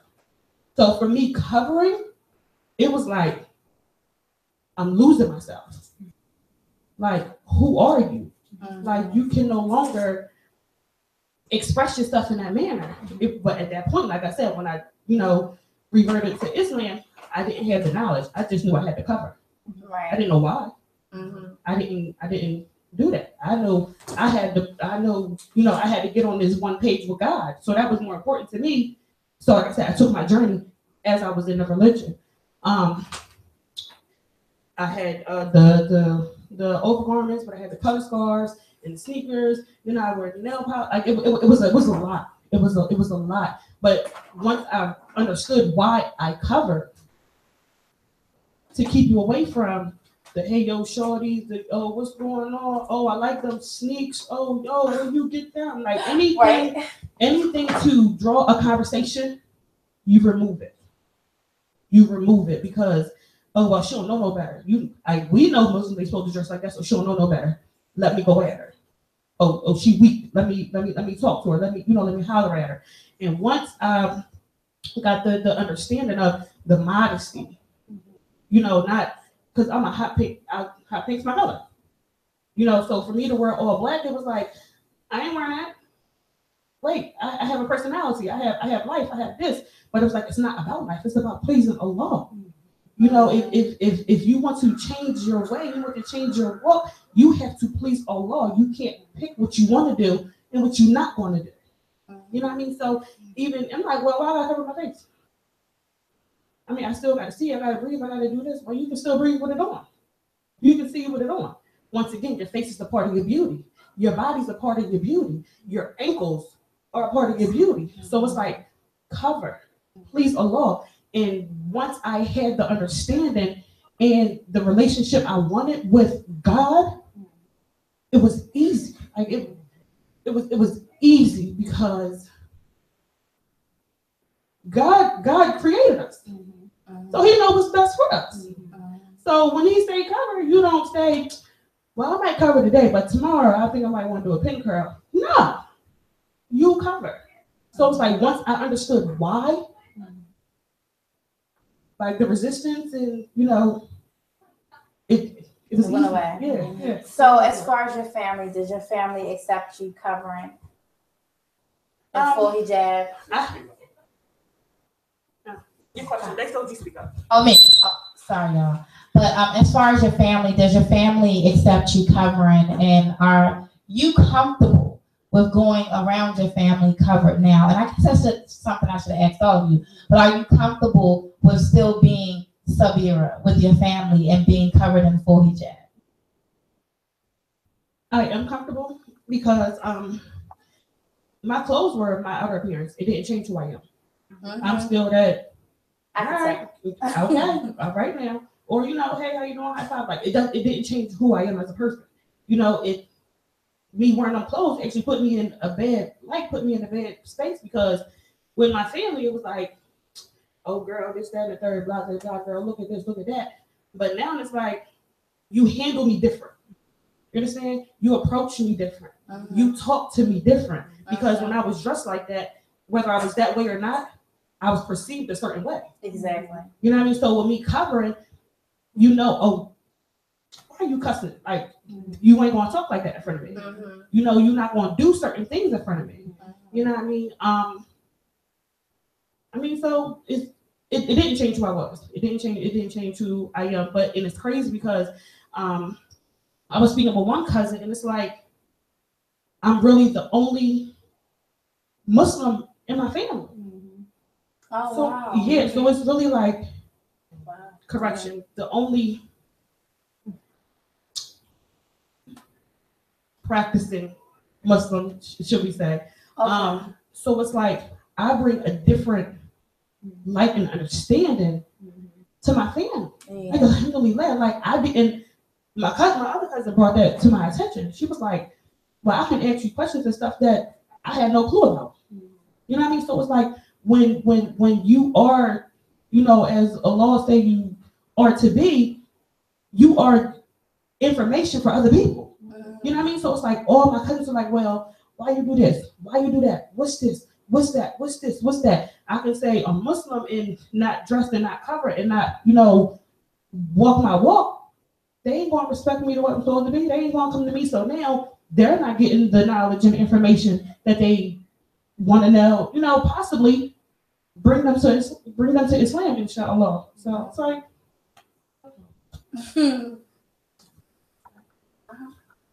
Well, there you all have it. So before we go into now your lifestyle, I'm going to ask the question that I think is important to everyone, especially me.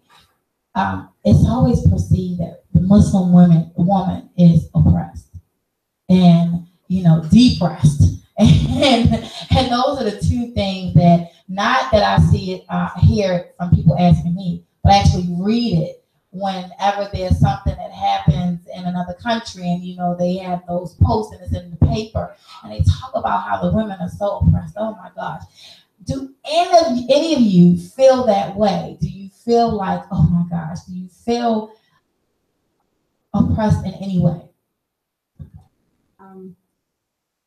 As a wife, you're given rights by law. So if you know your rights, I don't understand how anyone who sees the rights of a Muslim woman in Islam could see that we're oppressed. I was my mom, she owns a daycare.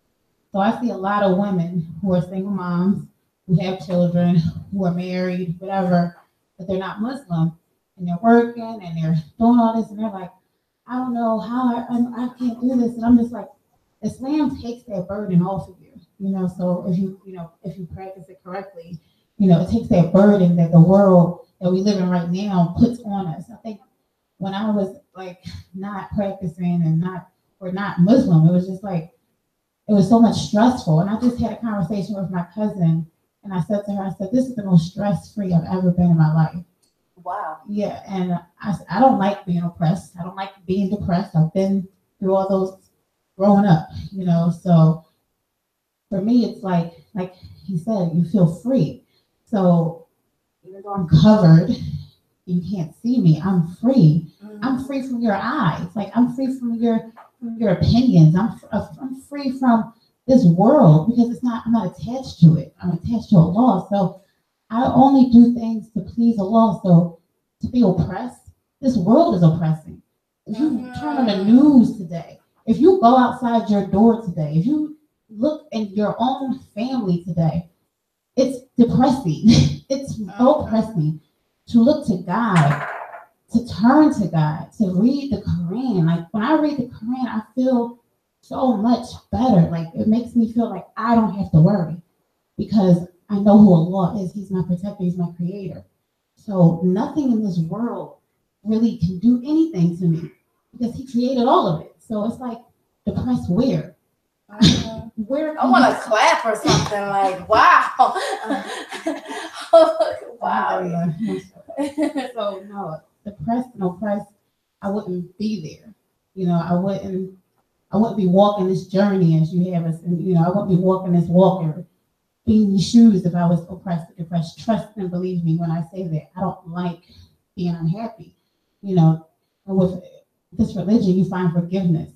So that's another freeing place to be. So to be oppressed is to not be forgiven for the things that you've done, or not to be able to forgive other people. So it's like the religion itself is free. So no, I'm not oppressed or depressed because I wear this overgarment or I practice Islam. Stepping on, what she said, you see so many women today having an identity crisis because they don't know who to look up to. They don't know, when they open up a magazine, they don't know if their body type is okay for them. They see a skinny girl, I want to do that. They see a blonde bombshell, I want to be that. So I'm going to get this done. I'm going to get cut up. I'm going to get fake things done to me because I want to be that. A lot of people have the identity crisis. Islam takes that away. Islam makes you understand that Allah created you. Allah provides for you. Allah sustains you. So all of that is taken away. Are we oppressed? No. Are we sitting there with our shoulders hunched down and looking sad? No. When you see a Muslim woman, they are walking. They are proud. Sometimes you see them praying. Is that oppression? No. We have this one single-mindedness understanding, knowing that Allah is one. That's who we worship.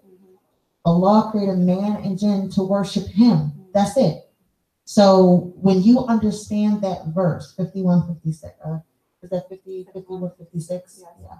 When you understand that verse and Athariyat, then you have the understanding of knowing that all of these other small things, I mean, they seem small because you're not at that point of trying to be what people want you to be. Yes. You're not at that point where you're trying to look because people want you to look a certain way. Yeah. So being oppressed, no.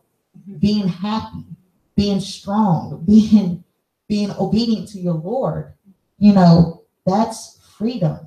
You're not pleasing the people, you're pleasing God. You're not walking out with the latest fashions and you have somebody come up to you and say, oh, yeah, you're hot, you're this, you're that. No, you're free from all of that. So no, there's no oppression in Islam.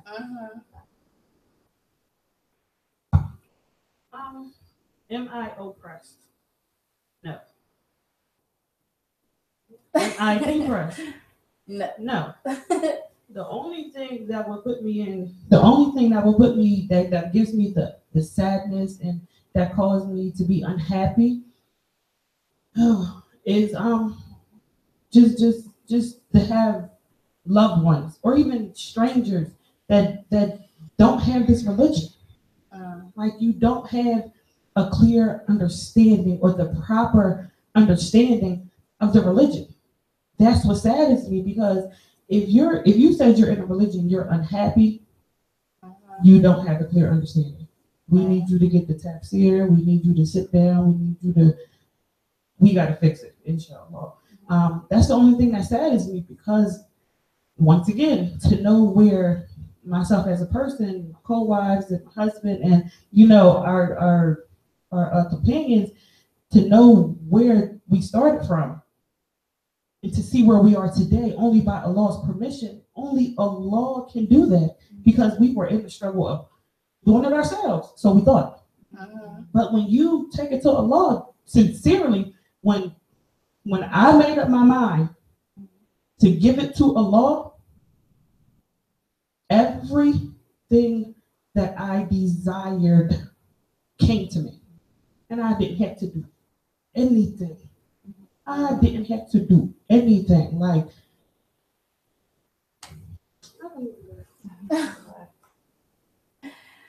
Okay, that's a beautiful thing. And it's also beautiful that you feel that way, because, we know that to want for ourselves, want for our sister what we want for ourselves. And it's so unselfish, of us. And I guess that goes into, of course, the next course of this show, and just being able to be so unselfish with not just yourself, but with life, and sharing your lives, and sharing your home, and sharing your children and your family with another woman as well as another man. And let me explain all of that to you guys before we go into that. What I mean by that. So if you read the caption of tonight's show, these three sisters are co-wives, and they are married to one brother. And in Islam, Allah allows the man to have up to 4 wives. Yes. 4 wives, and as long as he can take care of them, and he's allowed to have 4 wives. So, and I'm gonna let the sister explain it to you, because I can't. Well, there's a verse in the Quran that says that, and that's Surah An-Nisa, which is the women. It's a chapter called the women in the Quran. That's amazing. But it's in verse 3, and it starts off with it doesn't start off with that, but in paraphrase the verse, you're allowed 2, 3, or 4, but if you can't be just to marry 1. So and Allah is amazing in His wisdom. 2, it starts with 2. So in that sense, you have to understand there are women out there who are widows. There are women out there who cannot provide for their children. There are women out there who need help. There are women out there who are homeless. So if you're sitting there as a Muslim woman and you're feeling a certain type of way, even though we all know as Muslim women, your husband is a loan to you. He is not yours. You have to give him back to Allah. That's it. So in that understanding and in that knowledge, to know that you're able to help in that way, truly loving for your sister what you love for yourself is to want them to experience the same thing that you're experienced, to want them to be taught the same thing that you are taught, to want them to get to Jannah. That is truly loving your sister what you love for yourself. And I had a conversation with a sister one time, and she said, so I posed a question to her. I said, well, what if your co-wife was out in the cold, with her children? Well, she could stay in my house for about 6 days, but after that, she got to find a place. Are you serious? That's you thinking ignorantly. That's you not truly loving for your sister what you love for yourself. That's you allowing Shaitan, Satan, to get to you. That's your hellfire. If you're sitting there and you're helping your sister, if you're helping the Muslim, that's your Jannah. That's your good deed.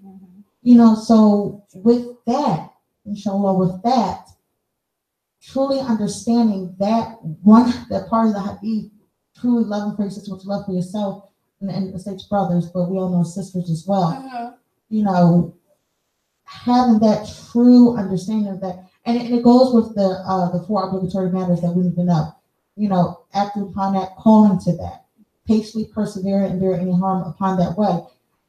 Truly understanding that and getting that, it allows you and frees you to want to do that, to want to help.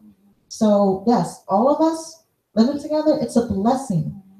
Honestly, I think it's more of a hardship on a man to have all the wives because we have so many different personalities. But in the same sense, it's a blessing because we're reminders and benefits to one another. So us being together like this, it's amazing, and we just thank Allah for everything. Alhamdulillah. So that's it. Y'all, I can't turn it down because if I turn it down, like it's gonna be down on y'all. So just forgive me for the squeak every 5 seconds. But okay, so we will start with, and each of you can answer, so I'll let you pass the mic. But we'll start with your beginning. Now, of course, you guys know, or you may not know, they were guests on my show before, so they pretty much told us a little bit about how they became wives. But I allow them to take you all on a small journey real quick, each at one at a time, to tell us how they got to this place where Allah allowed them to be able to accept polygamy and accept this lifestyle. Polygyny. I'm sorry, y'all. When I first became Muslim, I accepted it.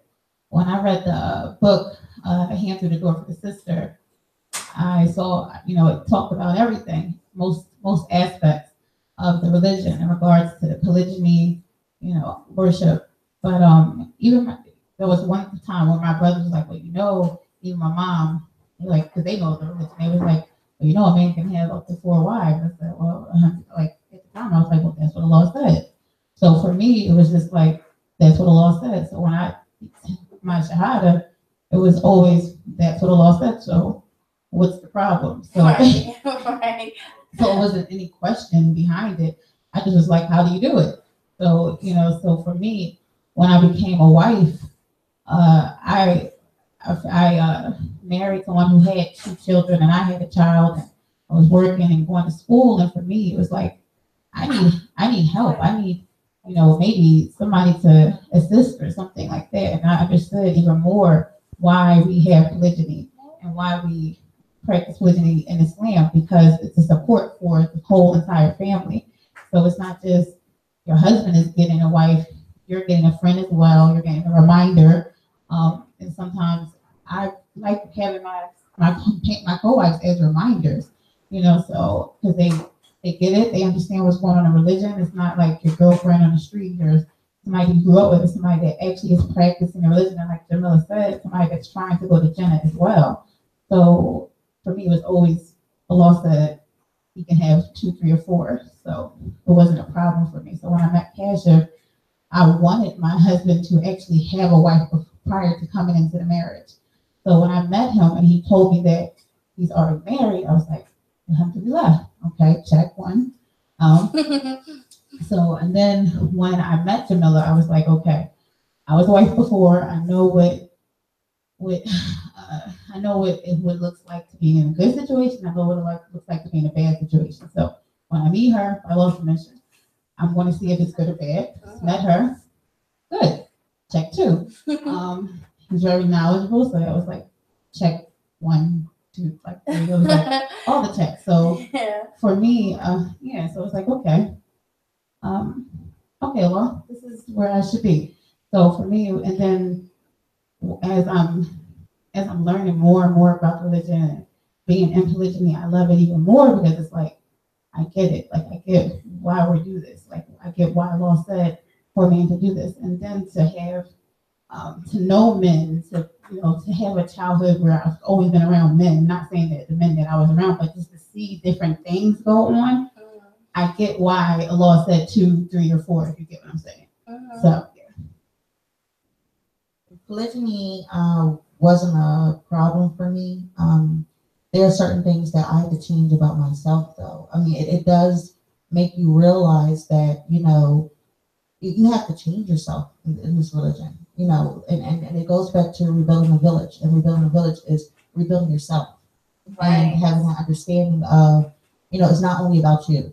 Right. And the funny thing is, what my daughter told me, what she told me in Kasha, she said, well, if you get another wife, we should all live together to help each other, to be reminders of each other. And for my daughter to remind me of that, it made me, I guess, open up more to wanting that. wanting that companionship.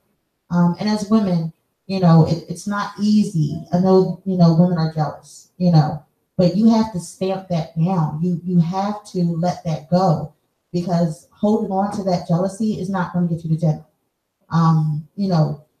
Letting yourself go in a sense of allowing people to come in, to break that wall down, allow people to get to know you. That is the best thing ever, because it allows you to have them remind you of things. It allows them to benefit you in ways, and it allows you to better your character, because they know who you are. They know what you go through, your struggles, everything.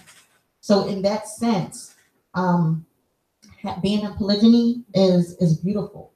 It's amazing. Don't look at it as, well, my husband is having this woman in his house, and it's them and it's him, and no.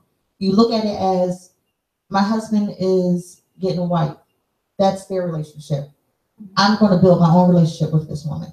I'm going to see what she likes, what her dislikes are, what are her buttons. So I don't push those. Get to know her to the sense of having that closeness and that connection. So polygyny for me wasn't a problem. It's just certain things that, and I understand with women, you have to deal with on your own. Your demons, your characteristic. You have to build that. So in that sense, polygyny wasn't a problem. It's just yourself that you have to fix. Polygyny for me, at first I was like, nope.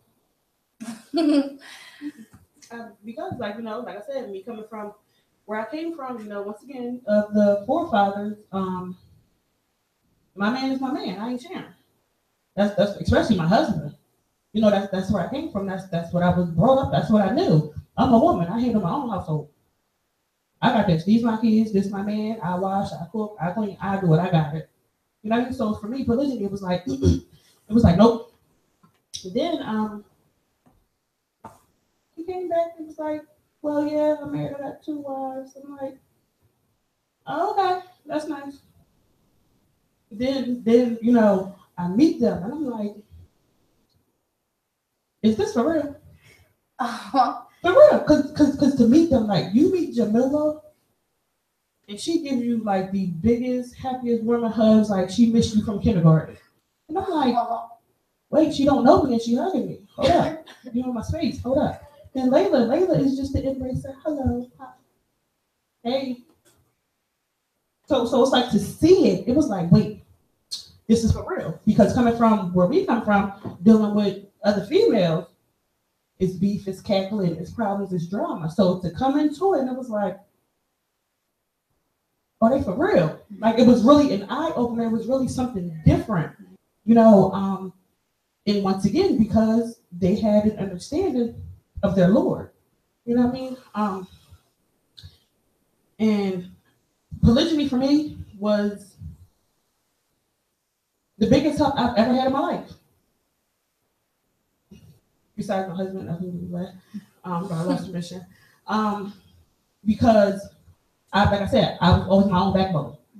When my kids needed to go to school, I took them. When they had to go to the doctors, I took them. I had to take off of work so I don't miss the money to get here, this, that, and the third, whatever the case may be.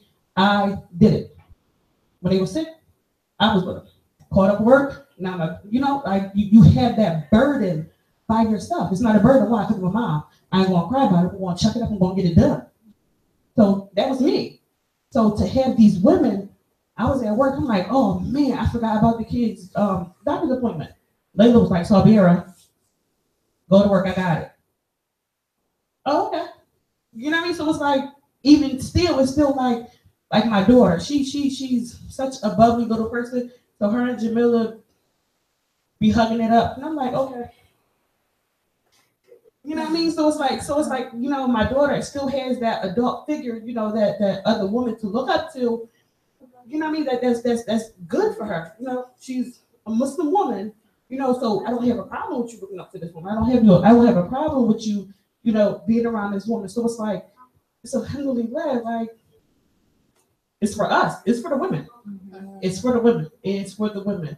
The jealousy, remove the man. remove the man from the situation. Because outside of her being your co-wife, she's your sister in Israel. And you have to have that respect, that understanding, because as Muslims, we have rights over each other. So once you remove that man from the situation, it's not competition. We're not competing. We're companions. Of course, competition for the good, for good competition. So it's like once we're not competing, we're companions. You know what I mean? Right. So there is no jealousy. If somebody knows more stories than you, then you better study. Hey, can you help me learn that story? You know what I mean? Don't take a weakness and let it be your crutch, because it'll divide you, and Shaitan will slide his way up in there. So you remove anything that could possibly break y'all apart. If y'all different, use it to bring y'all together. I am a brick. She's a soft pillow. That's our differences, but it brings us together because she's something I'm not, and I'm something that she is not. So instead of it dividing, it brings us together. You know what I mean? So it's like, don't let something be negative when it can be a positive, and it can help build the family. You know what I mean? Even as far as your companions, if somebody's not your co-wife, even with your associates and, things like that, like remove it, like, and use it. I want to say a little story. My daughter last year, she was diagnosed with Graves' disease. And, that's something to where we didn't understand what was going on with her. And it was a lot that I was dealing with. That you're seeing your daughter, she's not gaining any weight. She's, it's a lot, and to have these women, be there.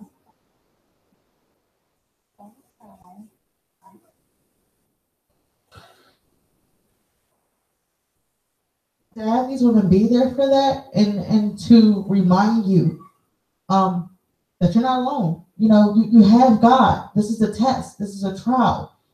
Be patient.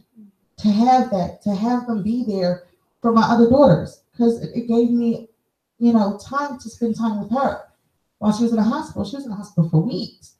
So it gave me that freedom, and freedom in a sense to give her that attention, but then still have that attention for the girls. These women were there for that. They were there to help. And for a Muslim woman to sit there and be so selfish, in the sense of, I don't want this woman to be in my family because of this or that. That woman could be a person that can help you through whatever trial you have in this life. They can be reminders for you. You have to open yourself up. I swear this religion is beautiful. Everything about it is beautiful. You have to open yourself up to it, because I honestly, I was upset. I mean, they all know I was upset, but they also, were there. And Allah placed all of them in my life. So I'm just grateful. And polygyny is beautiful. It's not only bad stories, it's great stories. So just open up to it. Take everything in this religion. Don't just leave some parts out. Take everything in this religion, because it's a reason why. Thank you. Oh, you are just inspiring.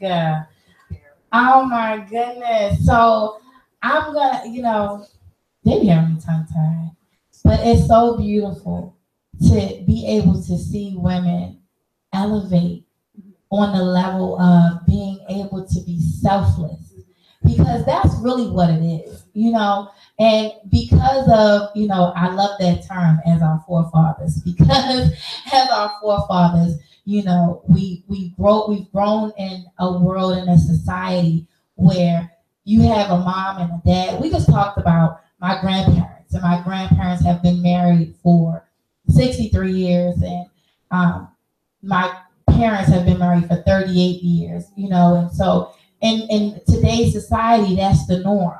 You have a husband and you have a wife, you know, and the other norm is some husbands have mistresses, you know, and we will be more accepting to that than we will a lifestyle like this. We'll be more accepting to, okay, well, we know that Pop got, you know, Miss Ann around the corner, you know, and, you know, Nana don't know about it, but I know about Miss Ann. You know, we'll be more accepting to that than to think, you know, oh my gosh, you know, these women all know about each other. They live together. You know, one of the reasons, and this is no shade to all my viewers, I love y'all. Thank you so much for tuning in. But one of the reasons why the views are always so high on this show is because people are outraged mentally that you would even allow yourself to be in a situation like that. Women are always so outraged, like, so they live in the same house. They just start pointing it out, running it down. So they live in the same house. So he didn't buy them all equal houses. Do they have equal cars? Do they have this? Do they have that? You know, one of the things that these women have that a lot of us women, and I'm saying us because I'm going to include myself, believe me, one of the things that, you know, we don't have that they do have is they have security. They have love, genuine love within themselves, whereas though they can be secure with themselves to say, okay, I can accept this, you know, because it's not even, I don't even think it's an acceptance for any of you. I think this is just life for you. You know, it's not like I have to accept my husband having a wife that lives upstairs from me or having a wife that lives downstairs from me. You all have taken the husband out of the equation like, oh, okay, because she, all right, there he is. All right, now what about, you know what I mean? It's like, not, you know, nothing like that, Brother Kashif over there. He's like, wait a second, sister, how is this show going? But what I mean by that is, I love the fact that you said take the husband out of the equation, because clearly Allah decreed for that. Allah has allowed for a husband to have, in Islam, for a husband to have up to 4 wives. And in Christianity, he may not have allowed it, but the husbands be having a couple. Oh, he has allowed it. Oh, I'm going to let them tell you that because I don't know that either. Oh, you want to tell them? Yeah, so I don't know about them allowing it in Christianity, but Kashif is going to tell you all that is where you can find that in Christianity where it's allowed as well. I had the same conversation. Really?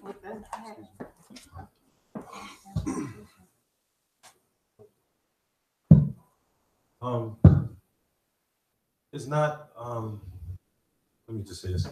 So Allah, God has knowledge of all things, right?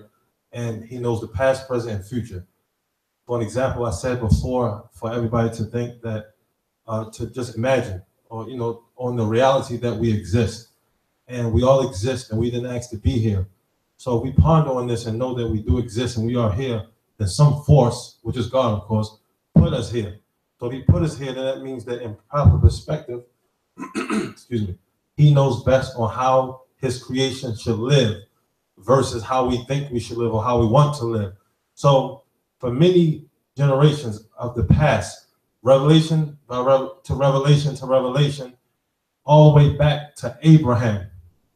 Abraham had 2 wives. This is in the scripture that the Christians follow. Abraham had Sarah and Hagar. King David had 2. Solomon is reported in the Bible to have 700 wives in the Bible.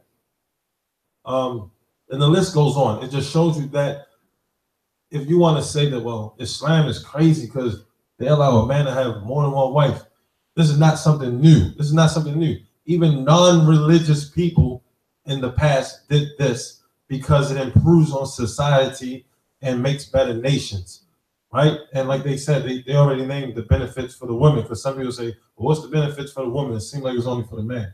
The women, I don't have to say it. They already said it. Abraham and up, possibly Noah, I'm not sure, but Abraham and up is documented in your scriptures, all through the scriptures, that these prophets had more than 1 wife. The limitation came from the Quran with Allah's wording saying 2, 3, or 4. And while I'm thinking about it, you know how everybody always say, oh, a man should have 1 wife, a man should have 1 wife. There is no scripture in the world that actually states that a man should have one wife, except for this one. I get that you might take that as a shock, but the verse says 2, 3, 4. If you can't do that, meaning if you can't be just with time and money, then take one. This is the only scripture in the whole world that says marry and with a number. Christians will be so fast, and with all due respect, to say you should have one wife, you should have one wife. But the Quran is the only one that legislatively has mentioned a number and said marry 2, 3, or 4. And if you cannot do that, meaning properly with time and money, then one. And there's also a verse that says, if you don't have the resources for marriage, then fast and be patient in order for God to enrich you of his bounty. And the reason the prophet, peace be upon him, said fast is because when you fast and you stay away from, a periodic time throughout the day, your blood becomes thin from not taking so much liquid and food, and your blood becomes thin and your hormones are lower. So you can better apt to, your hormones will be low instead of very high and raging. So when we eat a lot, we stuff our bellies and we drinking and all this, I'm talking water when I say drinking, your blood is getting thick. So, your hormones are raging and it makes you want to, go out there. So Allah knowing us better, a woman is created with a monogamous nature. This is a woman. A man is created with a polygynous nature. It's already proven because you have so many women saying, oh, look at that dog, man, he's just a dog, because of our nature. But a lot of women are so used to seeing it done the improper way, because a lot of women, believe it or not, they're already in polygyny just the wrong way. They got a man or a so-called man, and he has a mistress or a side chick or etc. And you think in your mind that you're the only one, you're not. So God put a restriction on that with a responsibility and say to us men, if you want to do this, then you have to have a commitment, a responsibility, because if you take a woman, a girlfriend, side chick, and you get them pregnant, you don't have no commitment to them. Meaning by legislation and union, you don't have no commitment. So it's easy for an irresponsible man to just walk away and be like, oh, forget you, I'm gonna go get an abortion, because you don't have a commitment. That's wrong for him to do, but he doesn't have a commitment. But if you're married, you can't do that, especially if you fear your Lord. So, wasn't that the question I asked? Thank you. So someone, before you leave the seat, real quick, someone asked earlier, I think you said, how can you please, thank you. Sister Miller got my back. How can you please this many wives or 4, I guess, and I think that's a really good question, right? Because a lot of people ask that. And for me, I'm going to just kind of piggyback off of that question.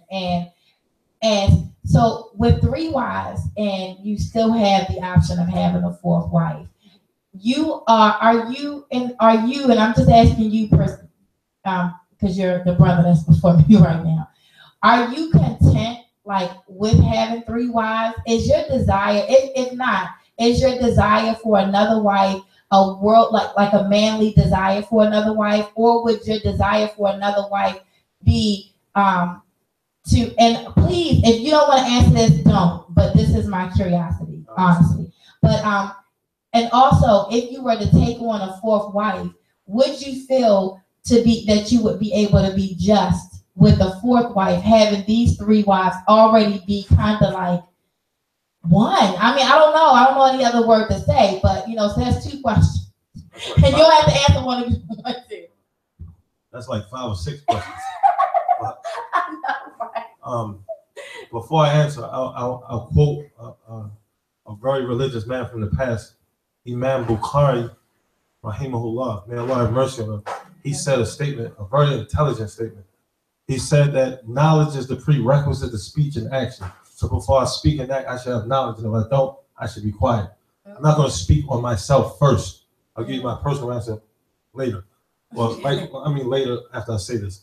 The first thing is Allah said in the Quran that He's created mankind very hasty. We were hasty. He said He's offered the amana, meaning the trust, meaning this religion, to the heavens and the earth. But the heavens and the earth rejected it, and mankind foolishly and hastily accepted it. So we were created in haste, in general, man and women, in haste in general. You know, we're rushing to make decisions. Sometimes we don't think things through.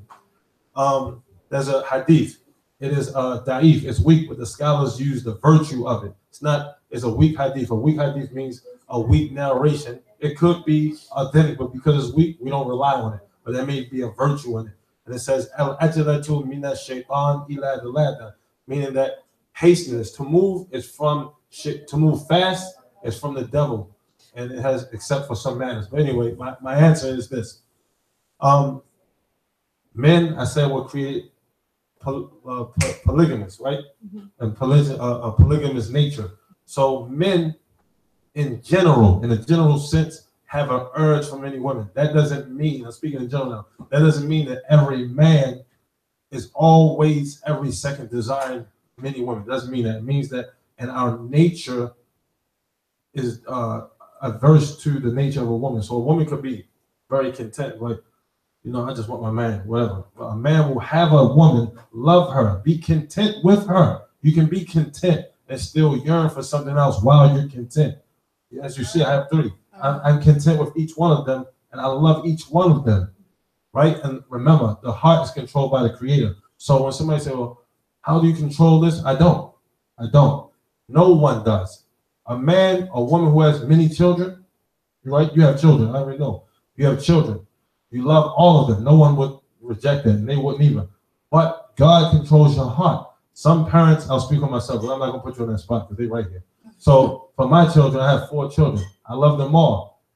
Are some of them more dear to me? Yes. But that one who's dear to me, or 2 or 3, they will never know it because that's unjust. I won't tell them, yeah, I love you more than this one. Or I feel like, no, that's unjust.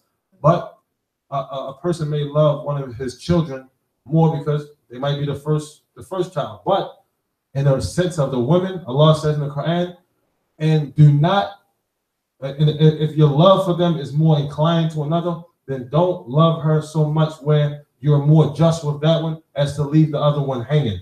Meaning you have to be just. That's why he said 2, 3, or 4. If not, then 1. And then if you can't do that in another verse, then fast or be patient until Allah enrich you of His bounty. So like that, right? Like that. So that's that question. Number 2 is, what was it about? Am I content with them? And am I looking for another one? Not that are you looking for, but would you feel like you could be just to them if you took another? Okay. Before the money and time, because before that, you have to have knowledge of what money and time is, and how it's equally allotted. But before all of that, you have to have Islamic knowledge on how to be a role model, how to be a husband. As far as that first, then Allah knows best.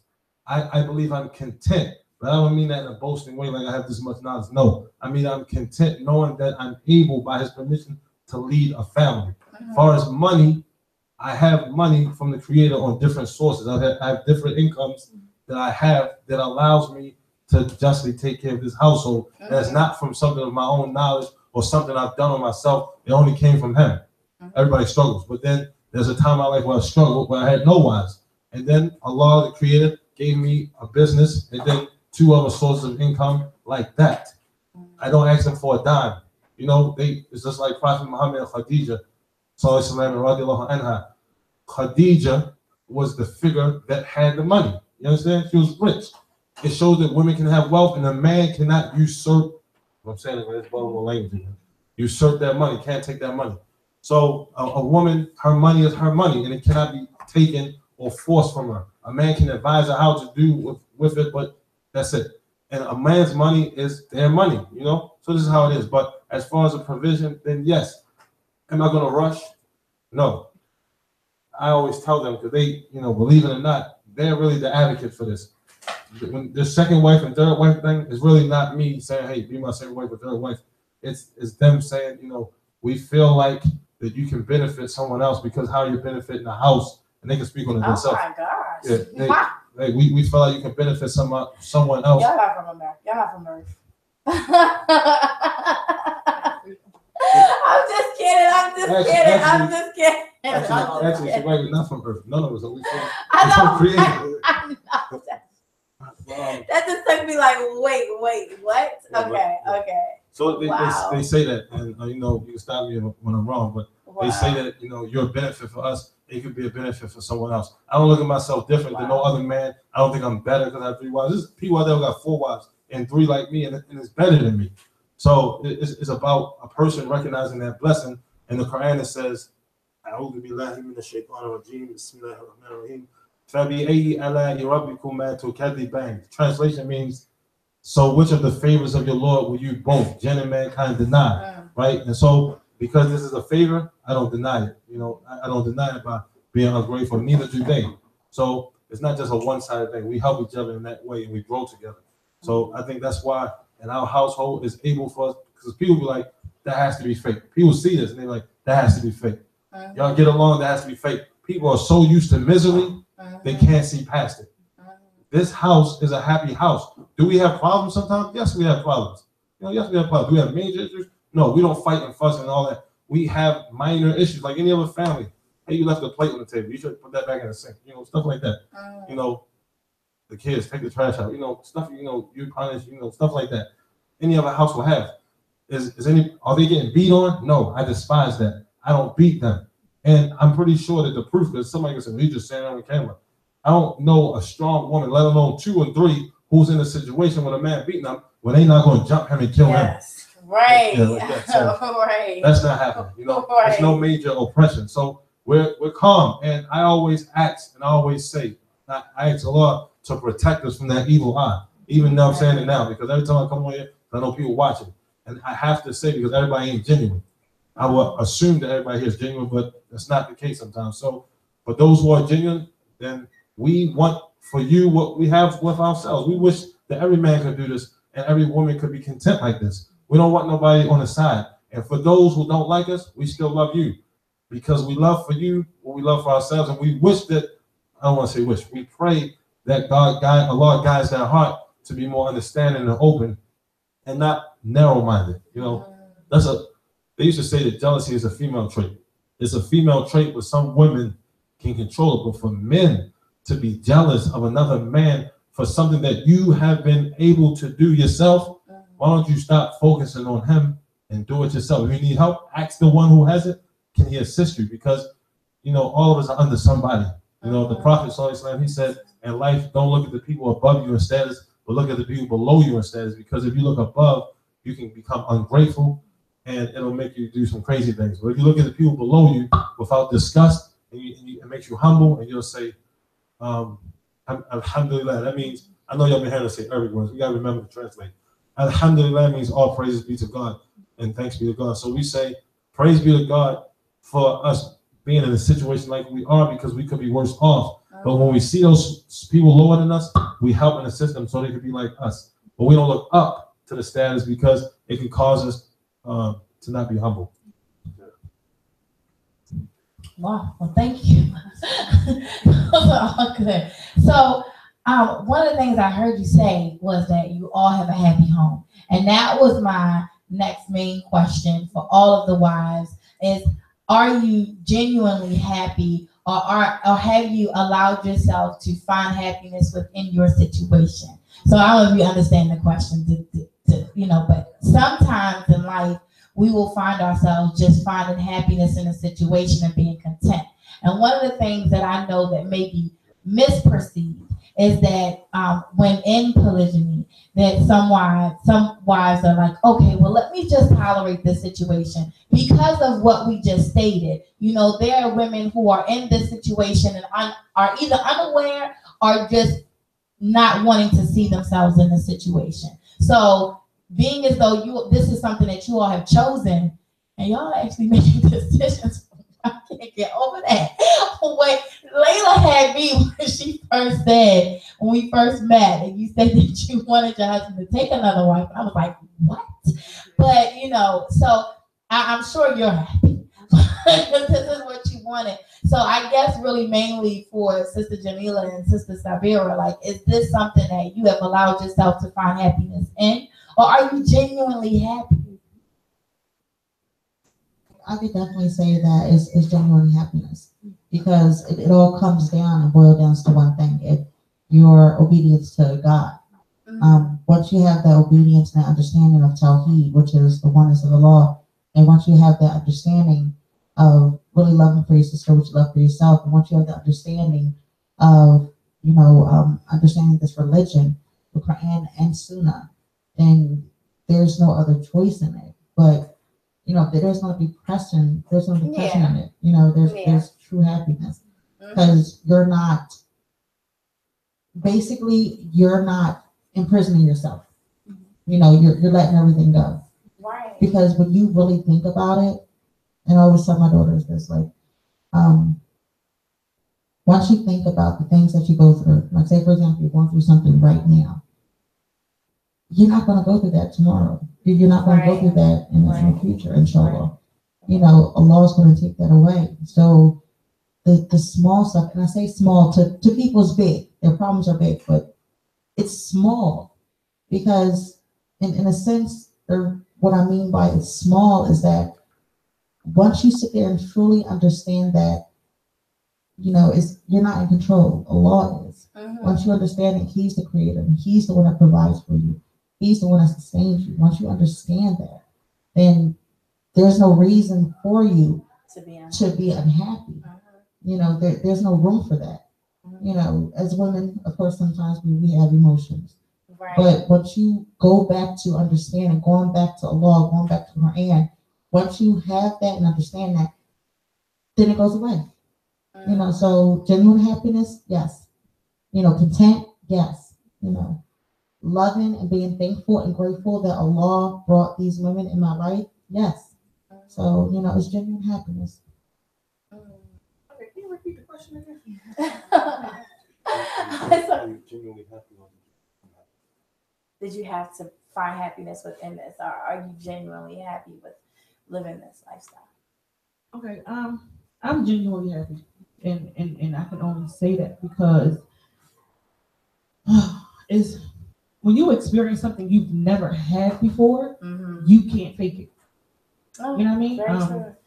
And if I wasn't happy, I wouldn't be able to sit next to these women. I wouldn't be able to embrace her when she gets emotional. I would have been like, you know what I mean? Like you can't. So true. So true. Oh my goodness. That is that girl. Like, okay, I'm here. And that's what I meant by the genuineness. So you're right. You all are showing the genuineness really without, clearly I'm asking some questions just to give validation for other people, but that shows the genuineness because, as women, we could be like, okay, I'm going to tolerate this girl right now because this situation, but okay, and that is not at all how you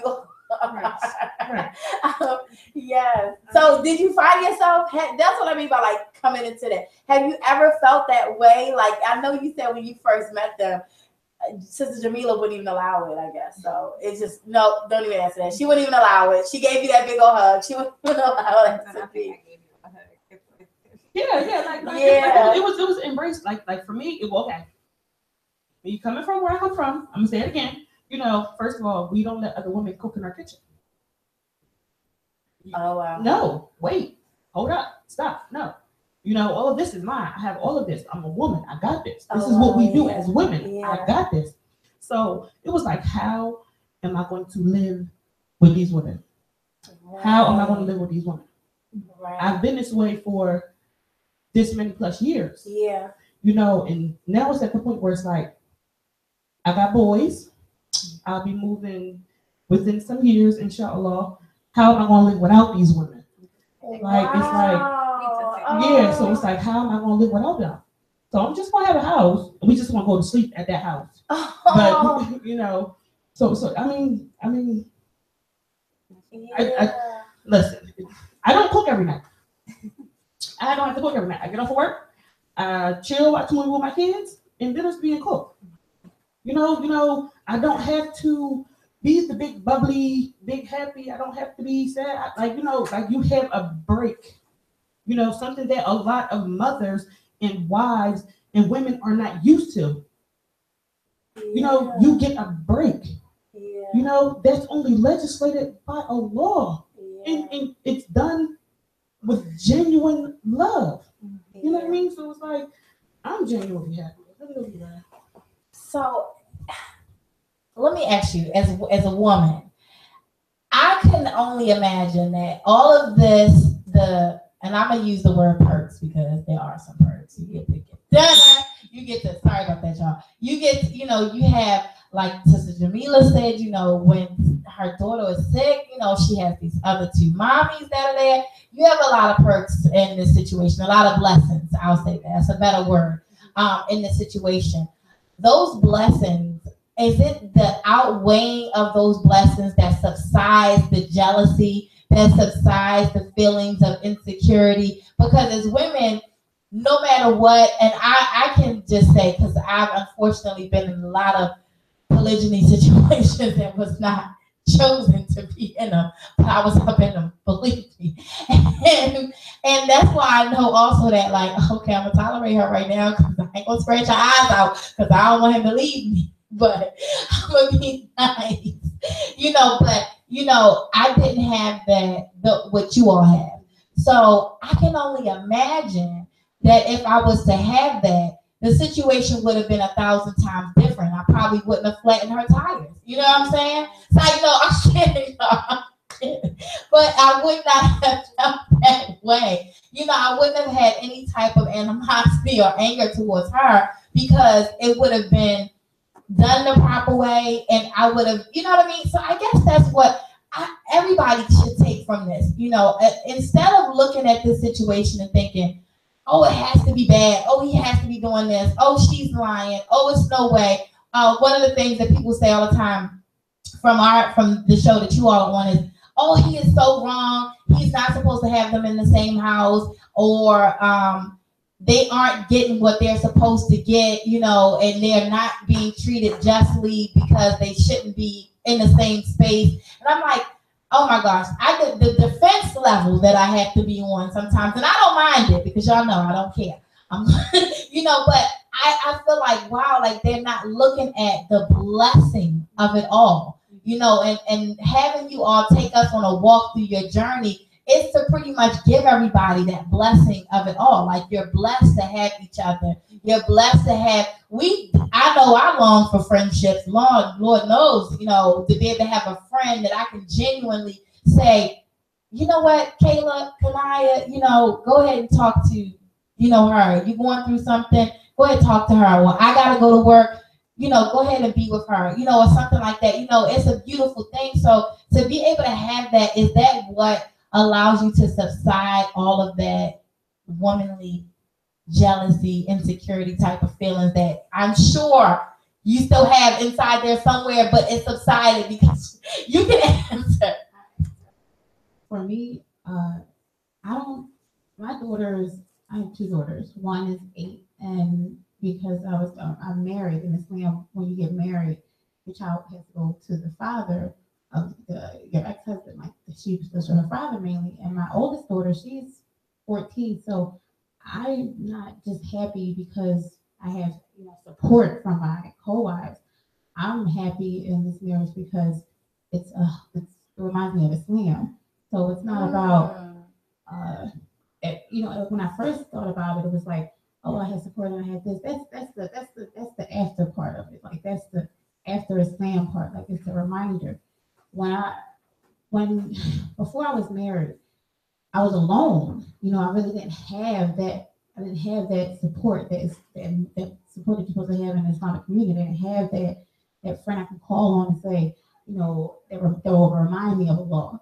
So, and I don't think I have any like jealousy that to sit here and be like, oh, well, because she did this and I'm not jealous. It's just that I want for her what I want for myself. So it's not about the support, it's about the reminder, like, of Allah. So as we do it for Allah, not because she did this favor for me. It's because Allah, I keep saying, Allah said it's what's to be. But I had something else to say, but I can't remember it right now. I had something else to say. I'll let somebody else speak. Okay. No, she said everything. Yeah. As far as jealousy is not something that just comes out of the air. It doesn't just pop up one day. If there is jealousy, it's rooted in something. So once you understand what your jealousy is rooted in, I don't know. I can't even make nothing up. Yeah, but what I'm saying is like, okay, boom, that jealousy that is possibly separating y'all could be what brings y'all together. Because jealousy, you're jealous of that individual for something. So whatever that situation is, once you get it deep rooted and you understand what it is, hey sis, well, I've noticed that you've been studying this, or you've been working on this, you've been working on that. Can you help me? Don't be jealous that she got it. Don't be jealous that she, that she's working on it. Do it. Work with her, or don't be jealous that she cooked good fried chicken. Ask for the recipe. You know what I mean? Like don't. Right. You know what I mean? Like don't let the jealousy separate y'all. Right. You know what I mean? So at that point in time, you didn't have to be honest and looking, understand yourself, because if you're not honest with yourself and it's her fault, it's her fault. It's not. There's the default in you. So once you understand that, you then have to be that Muslim man, and be honest with yourself. And once again, remove shaitan from the situation. You know what I mean? So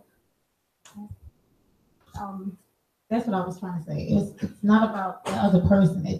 It's your insecurities in yourself. I think a lot of time people are jealous of another person because they think so low of their own self, and they're fighting something that they have to deal with inside of them. And instead of, like you said, looking inside to yourself and trying to figure out, like, love yourself, like love Allah, love yourself.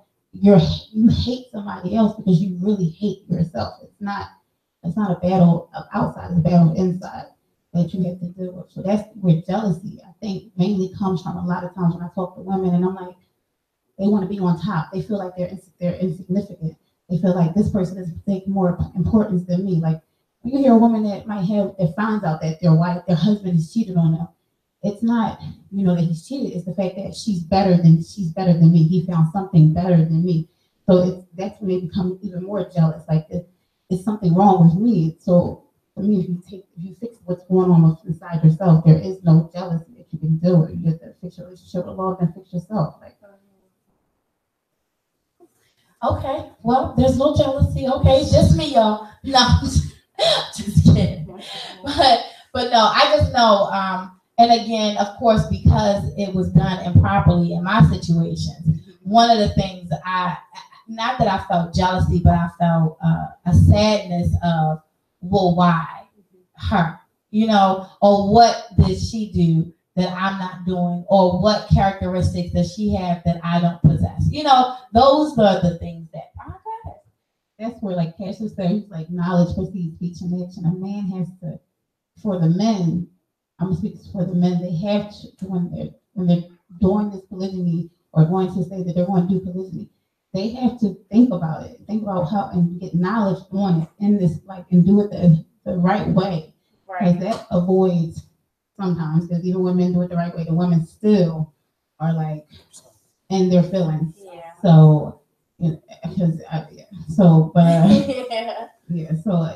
if you have done it the right way as a man, and you know that you're doing it the right way, like if you don't know, you go talk to the imam, or you read, like, you do seek your knowledge and make sure you're doing it the right way, and you're doing it the right way, then Allah aid you. And if the woman is still not accepting, then Allah aid you with that as well. But I think it's yeah, well, we all get it. She has to fear Allah, so if she doesn't, then you gotta go. And go. She doesn't even want to stay. She's so sweet. She's like, I want to stay.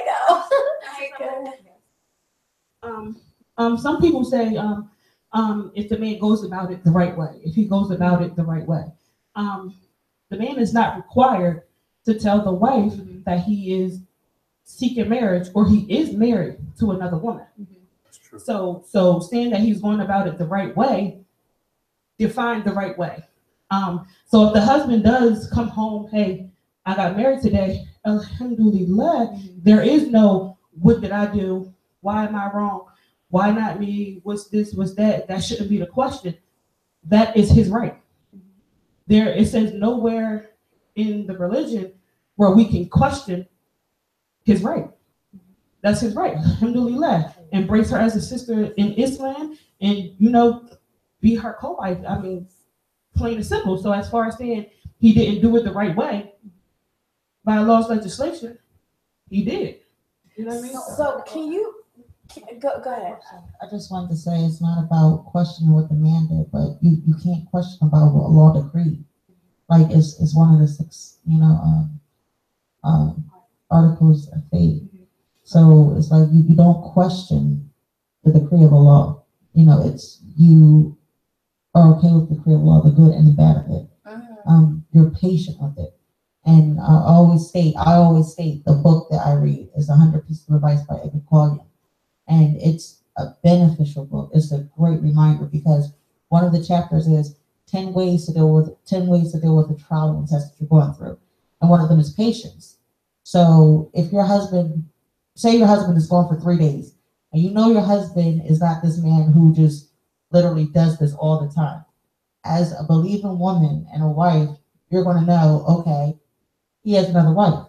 At that point, either you're going to cry and yell and scream and tear your hair out, or you're going to say alhamdulillah and try to get to know that person and have that person get to know your children. And if they have children, bring those children in, because the whole point of it is you're building a community, ummah. That's how you build it. You don't keep those children away because, oh, well, he's married to her and I don't like her, so my children are not going with them.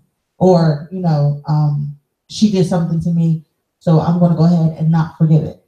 Who are you to not forgive when Allah has mercy and forgives you? So in that sense, it's not about holding on to that jealousy. It's about letting it go. I always catch always says you say something, but I may mean something else. So what I meant by doing it the right way is that in your household, that's why by Allah's permission that this household is happy, is that catching is a constant reminder.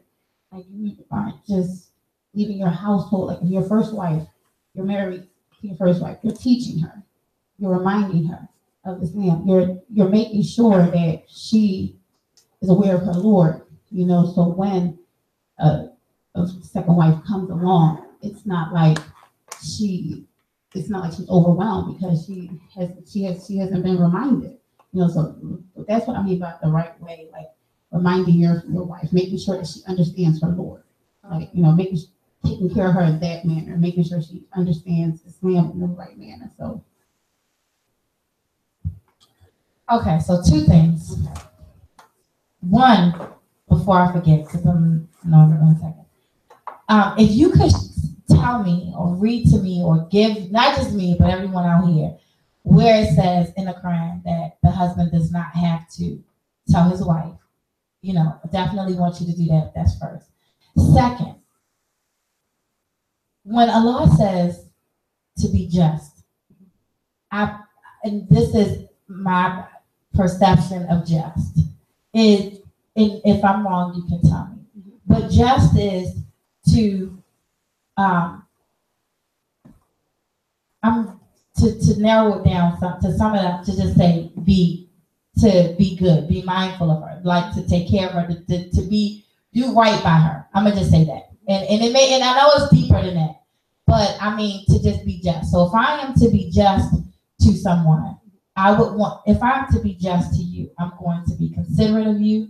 I'm going to be understanding. I'm going to want for you what I want for myself. So when I say the right way, even though it may be in different terms to Islam, but the right way to be just would be to be mindful that Allah created women with emotions. He created us emotional people. He created us to react emotionally before we act mentally. I mean, our hearts and our emotions are affected. Maybe not Sister Severa, but I'm kidding. No, I'm kidding. But we react emotionally. So if Allah says if He says yes, you can take up to 4 wives as long as you are just to them, I would think that a part of being just to your first wife would be to say, you know what, I'm gonna, take a second wife. Because to come home and say, and even if it is permissible, but to come home and say, I got married today, and of course she can accept that because it's acceptable. But is that just to her? Because the reality, like we women, we're human. The humanity and the reality in the situation is, as a woman, just if our husband comes home and says that to us, no matter how accepting of it we will be, it's going to hit us here. So is that just? I want to clear up some things. Some statements you made were accurate, some were inaccurate, Mm-hmm. maybe not intentional. First, we have to go back to the Quran. Chapter 4 of the Quran, you made a lot of good points. Chapter 4 of the Quran, verse 59, it says to obey the Creator Allah, His Messenger, and those in authority. And that if you have a dispute, any type of dispute, you always refer that dispute back to the Creator and back to His Messenger. Okay? Whenever you have a dispute of any kind, and the reason that God is saying this is because for the very reason that you just said. You said, I feel. I'm just letting you know. You said, I feel. And to eradicate all people's feelings, we have to go back to what he says. So he says, obey him, his messenger, and those in authority. And then he goes on to say in the same verse, if there's any dispute amongst yourselves with differences, then all you have to do is refer back to God, Allah, because he's going to give you the right answer, and his messenger. And when it says that, when it says God, it means, when it says refer back to Allah, it means the Quran. And then when it says back to his messenger, it means the way or the example of the messenger, the prophet. That's first. Number two, chapter 33, verse 36 says, it is not proper for a believer, man or woman, that when God and his messenger, sallallahu alaihi wasallam, has decreed a matter or made a decision, that we, anybody, should have any other aversion or persuasion to do something other than what has been stated. That's chapter 33, 36. I mentioned that first to come from a reference that's authentic and not my opinion. That's why I said that. So nobody can say, well, I'm making this up. I gave you the numbers. Chapter 4, 59. Chapter 33, 36. And then the prophet, peace be upon him, he said that if a man takes more than one wife and he's unjust, then on the day of judgment, when he walks across the Sirat, which is a straight path, a bridge that's small as a hair and sharp as a blade, when he walks over this, a part of his body, or one side of his body will be heavier than the other, which will force him to tip over and fall in the fire. The sister mentioned the word just. So everybody can give that definition of what just is, and they'll have some credibility to the word or for the meaning of the word. But when Allah refers to justice, remember we said we have the explanation of the verses. When God sent the revelation, he sent the messenger to relay what he intended by that verse. And in the tafsir, the explanation of the verse, to be just means that a man is just with his time and money. Why did Allah only say time and money? In another place he said, he has not placed two hearts within our chest. And he also said that, I said this on the last show, that Allah said, even if you try your best to be just and it's your ardent intention, you will never fulfill the full capacity of being just. Because, for example, I used this before, if a husband goes and buys his wives flowers, roses, and he gets all of them white roses, they'll love it. But one of them may say, why you give her the same color you gave me? Although in his mind, he was being just, not in his mind, according to the revelation, just with time and money, equality. He gave them all flowers, the same price flowers, and the same color. So one of them will say, well, you gave them two white, I want red, like that. That may happen. But to give the answer to what she says, we have to go back to the people who received the revelation. Jamila said a little bit of it. Let me give you more. It's not the case that a man should be harsh with his wife, because that shouldn't be. The proof here, because she said, where's the proof? Chapter 4, verse 3. It says, Allah says, and men marry of your choice. The word is there, your choice. Not the wife's choice, not your grandfather's choice, not the pastor, not the imam, not your mother, not this person. Your choice. And the reason he said your choice, because that's his command, but there's also a responsibility attached to it, that if you don't fulfill, you're going to be punished. And no woman, it is a just from God and a mercy that he did not allow the woman to have a play in that, because the accountability is all on him. So if he say, if he goes to get a wife and he can't provide for her, if he doesn't have time for her, the other wife is safe. She's rewarded by God for being patient or whatever, but he's going to be punished because he cannot fulfill the right of that woman. Now, in the past, remember, the people, what makes individuals love each other? Is it because they have money? Is it because they look good? No. God made men and women equal on worship levels. You know, a man could get the same reward with the prayer that a woman could get, you know, etc. But men have a different role and women have a different role. So here's what makes them love each other. God says in the Quran, Allah says that when the two get married, he places rahmah and muwaddah, which is mercy and affection between the two. And this is only possible when the two individuals, the man and woman, they submit to the Creator. The man is just.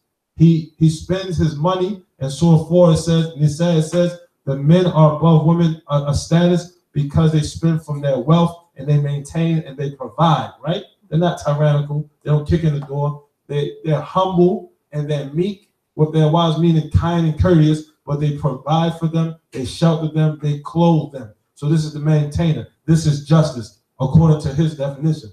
That's the role of the man. And when a man does this, because every woman seeks this, so when she receives that from a man, it makes her heart turn towards him, meaning love him.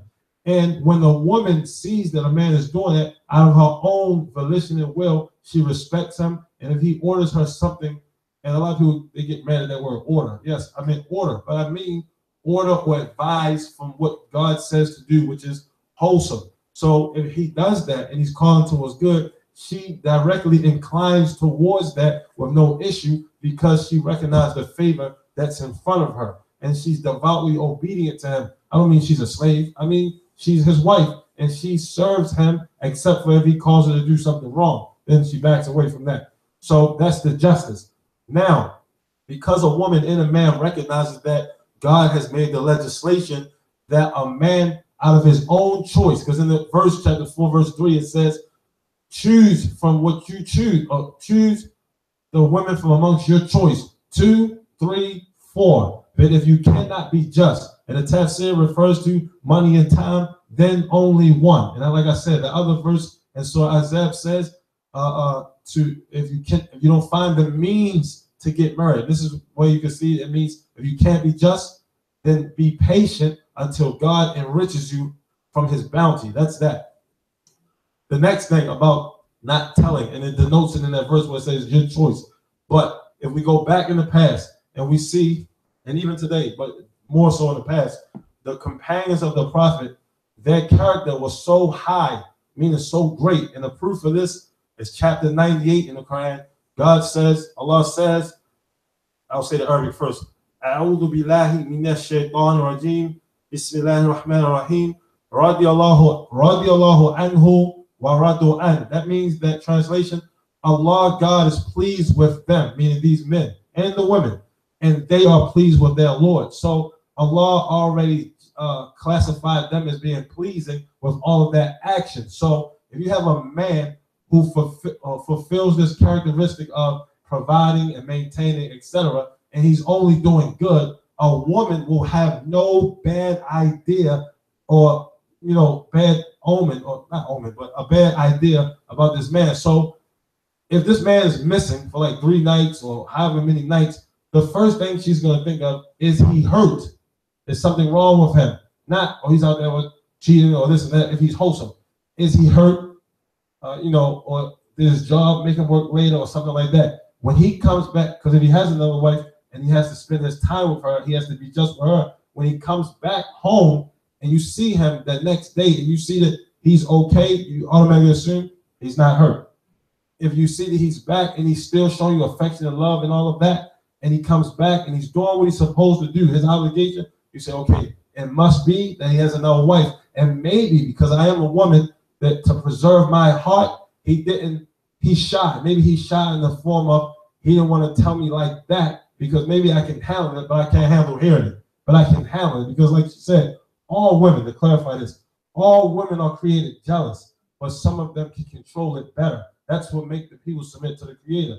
When the Prophet Muhammad was going to one of his other wives, Aisha had a face, and he said, has your jinn or shaitan visited you? Meaning, are you being whispered to by the devil and she automatically sought protection with God and removed that devil, you know? So we have to be reminded from time to time about our actions. So in the case of the man coming to his wife, is it, because remember, in Islam, when we say someone has to do something or they're not supposed to do something, we're now taking the role of God. In the Quran, Allah says, and be careful not to say, or woe to the one who say, this is haram, impermissible, or this is permissible, when God is the only one who can make that ruling. So if I say, that's not right, he ain't supposed to do that, I now have to present an evidence for it. If a woman say, well, I think this, or I think that, or it should be like this, you have to present an evidence for it, and not a verse where you interpret it upon like how your desire feels, but go to the tafsir. This is authentic, and say it, and then there you go. It's simple, and then that's how you refer back to Allah and His Messenger, and then all of the details will fall in place. So the biggest morality I can leave here, or the biggest lesson, is that just remove your emotion. You know, I don't know how many times I can say this, but remove your emotion. I speak to myself and everybody else. Remove your emotion and come back to the recognition that chapter 2 of the Quran, verse 285 and 286, it states there, submitting that what I thought in that. The attitude of the believers is that they not only hear the command, but they obey and fulfill and follow it. So that's it for that. Thank you. Okay, No. Sharmia. No, I'm just kidding. Thank you, though, because I mean, I was just like all over, like, oh my goodness, that I would just.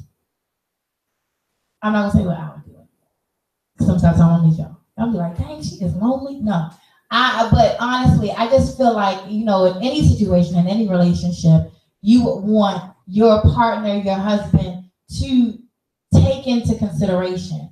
You know, and I understand, you know, what you all are speaking the verses in the Quran. But they can do that. They can, and they should. I'll say they should take in consideration. I'm not saying they absolutely don't take in consideration. No, they should. But all I'm saying is that they don't have to. But most men, you can ask them. I don't never not tell them. We sit and we talk about it.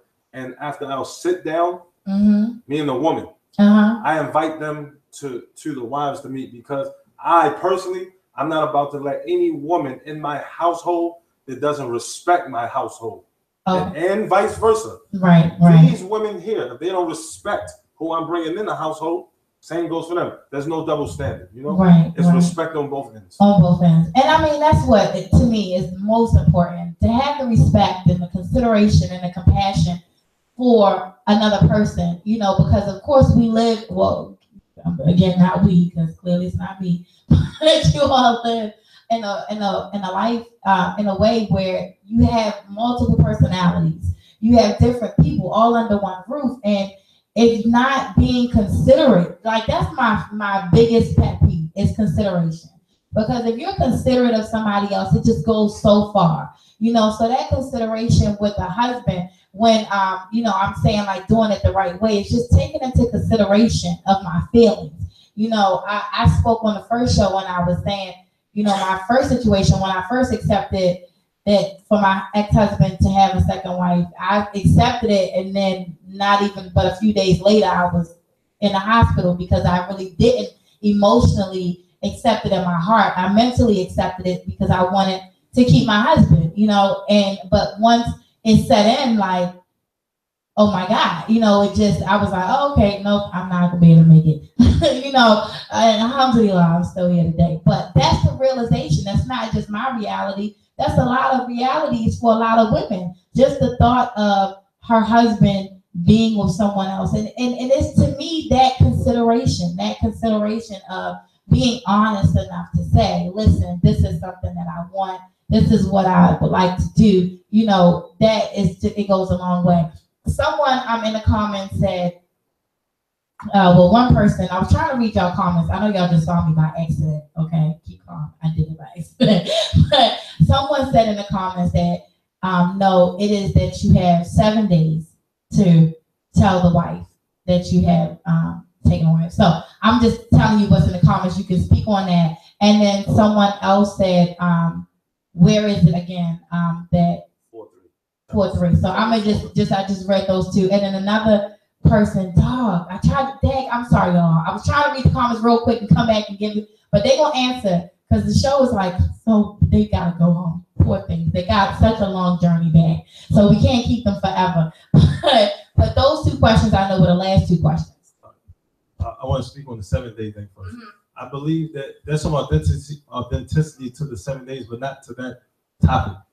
The rule is this: if a man, and this is mercy again and justice to the woman, if a man has a wife already, and he takes a second wife or a third or fourth, this new wife, if she's a virgin, okay, if she's a virgin, never been touched, she's pure, then Allah gives her extra nights with her new husband as a mercy for her and a time to be with him.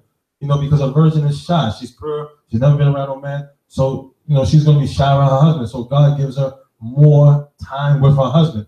So she gets 7 nights straight. And then when you go back to the other wife, then she gets a regular amount. And then when you go to the one you just married who got the 7, then now it reduces to the equality of what goes on already. That's the only authentic hadith or narration from the Quran or the Sunnah that talks about 7 nights as far as that. There is no, remember this, I just want to be just and fair. Whenever, remember the statement I said earlier that Imam Bukhari said, knowledge is a prerequisite to speech and action. So with all due respect, I say this to myself. That's why if you ever hear me speak, I always say you can find it in this chapter, this verse. You rarely hear me say, well, my opinion is, I don't even think you heard that since I've been on the show. My opinion is, I don't say that. Because if I don't got a text, I gotta shut up, me. So my advice to myself and everyone is that if you want to speak on Islam, I'm saying this respectfully, if you want to speak on Islam, speak on it. But make sure that your source is authentic. When I say authentic, I don't mean authentically proven by you. Authentically proven from the Quran, the Sunnah, the word of the Messenger, Sallallahu, the actions of the companions, and the wordings of the authentic scholars. You know, because the Prophet, peace be upon him, he said, the scholars are the heirs of the Prophet. They inherit the knowledge. And he also said that the day of judgment won't come until Allah takes the souls of the scholars. He's going to take knowledge like that because knowledge comes from them. So when their souls are taken, the people with knowledge, then what are we left with? Ignorance. And that's what's happening today. Scholars are dropping left and right, left and right. And we're left without the proper knowledge. And this is just another sign that the day of judgment is coming. But that's that. And to answer the first one, the proof for why you don't have to tell the woman is chapter 4, verse 3, because Allah says, and you choose from the women of your choice, talking to the man. But the hadith, I don't know if you heard earlier, the hadith that backs this up on the side of the woman is that the Prophet, peace be upon him, he said, if a man goes into polygyny and takes multiple women and he's not just, meaning time and money, he's not just with them, then on the day of judgment, when he crosses the bridge over the hellfire, half of his body will be so heavy, it will be unbalanced, and the bridge is small, so he'll fall over and he'll burn because he wasn't just. So the wife or that woman, she will get retribution because of the action that this man did to her that wasn't correct. You know, and then on that day, all of that the man did to her will return to her in good. All of that bad that he did to her by oppressing her like that and not taking care of her, then on the day of judgment, that man's good deeds that he acquired in his life, it goes to her. She might need them. Maybe she got too much. No, I'm not gonna say too much. Maybe it's never too much. Maybe she has some and she needs more. You know, and if he offended her so much that all of the good deeds from him is off and on her, and he still owes her, then her bad deeds leaves her and goes to him. You see, so it's justice. Allah's al-adl, the just.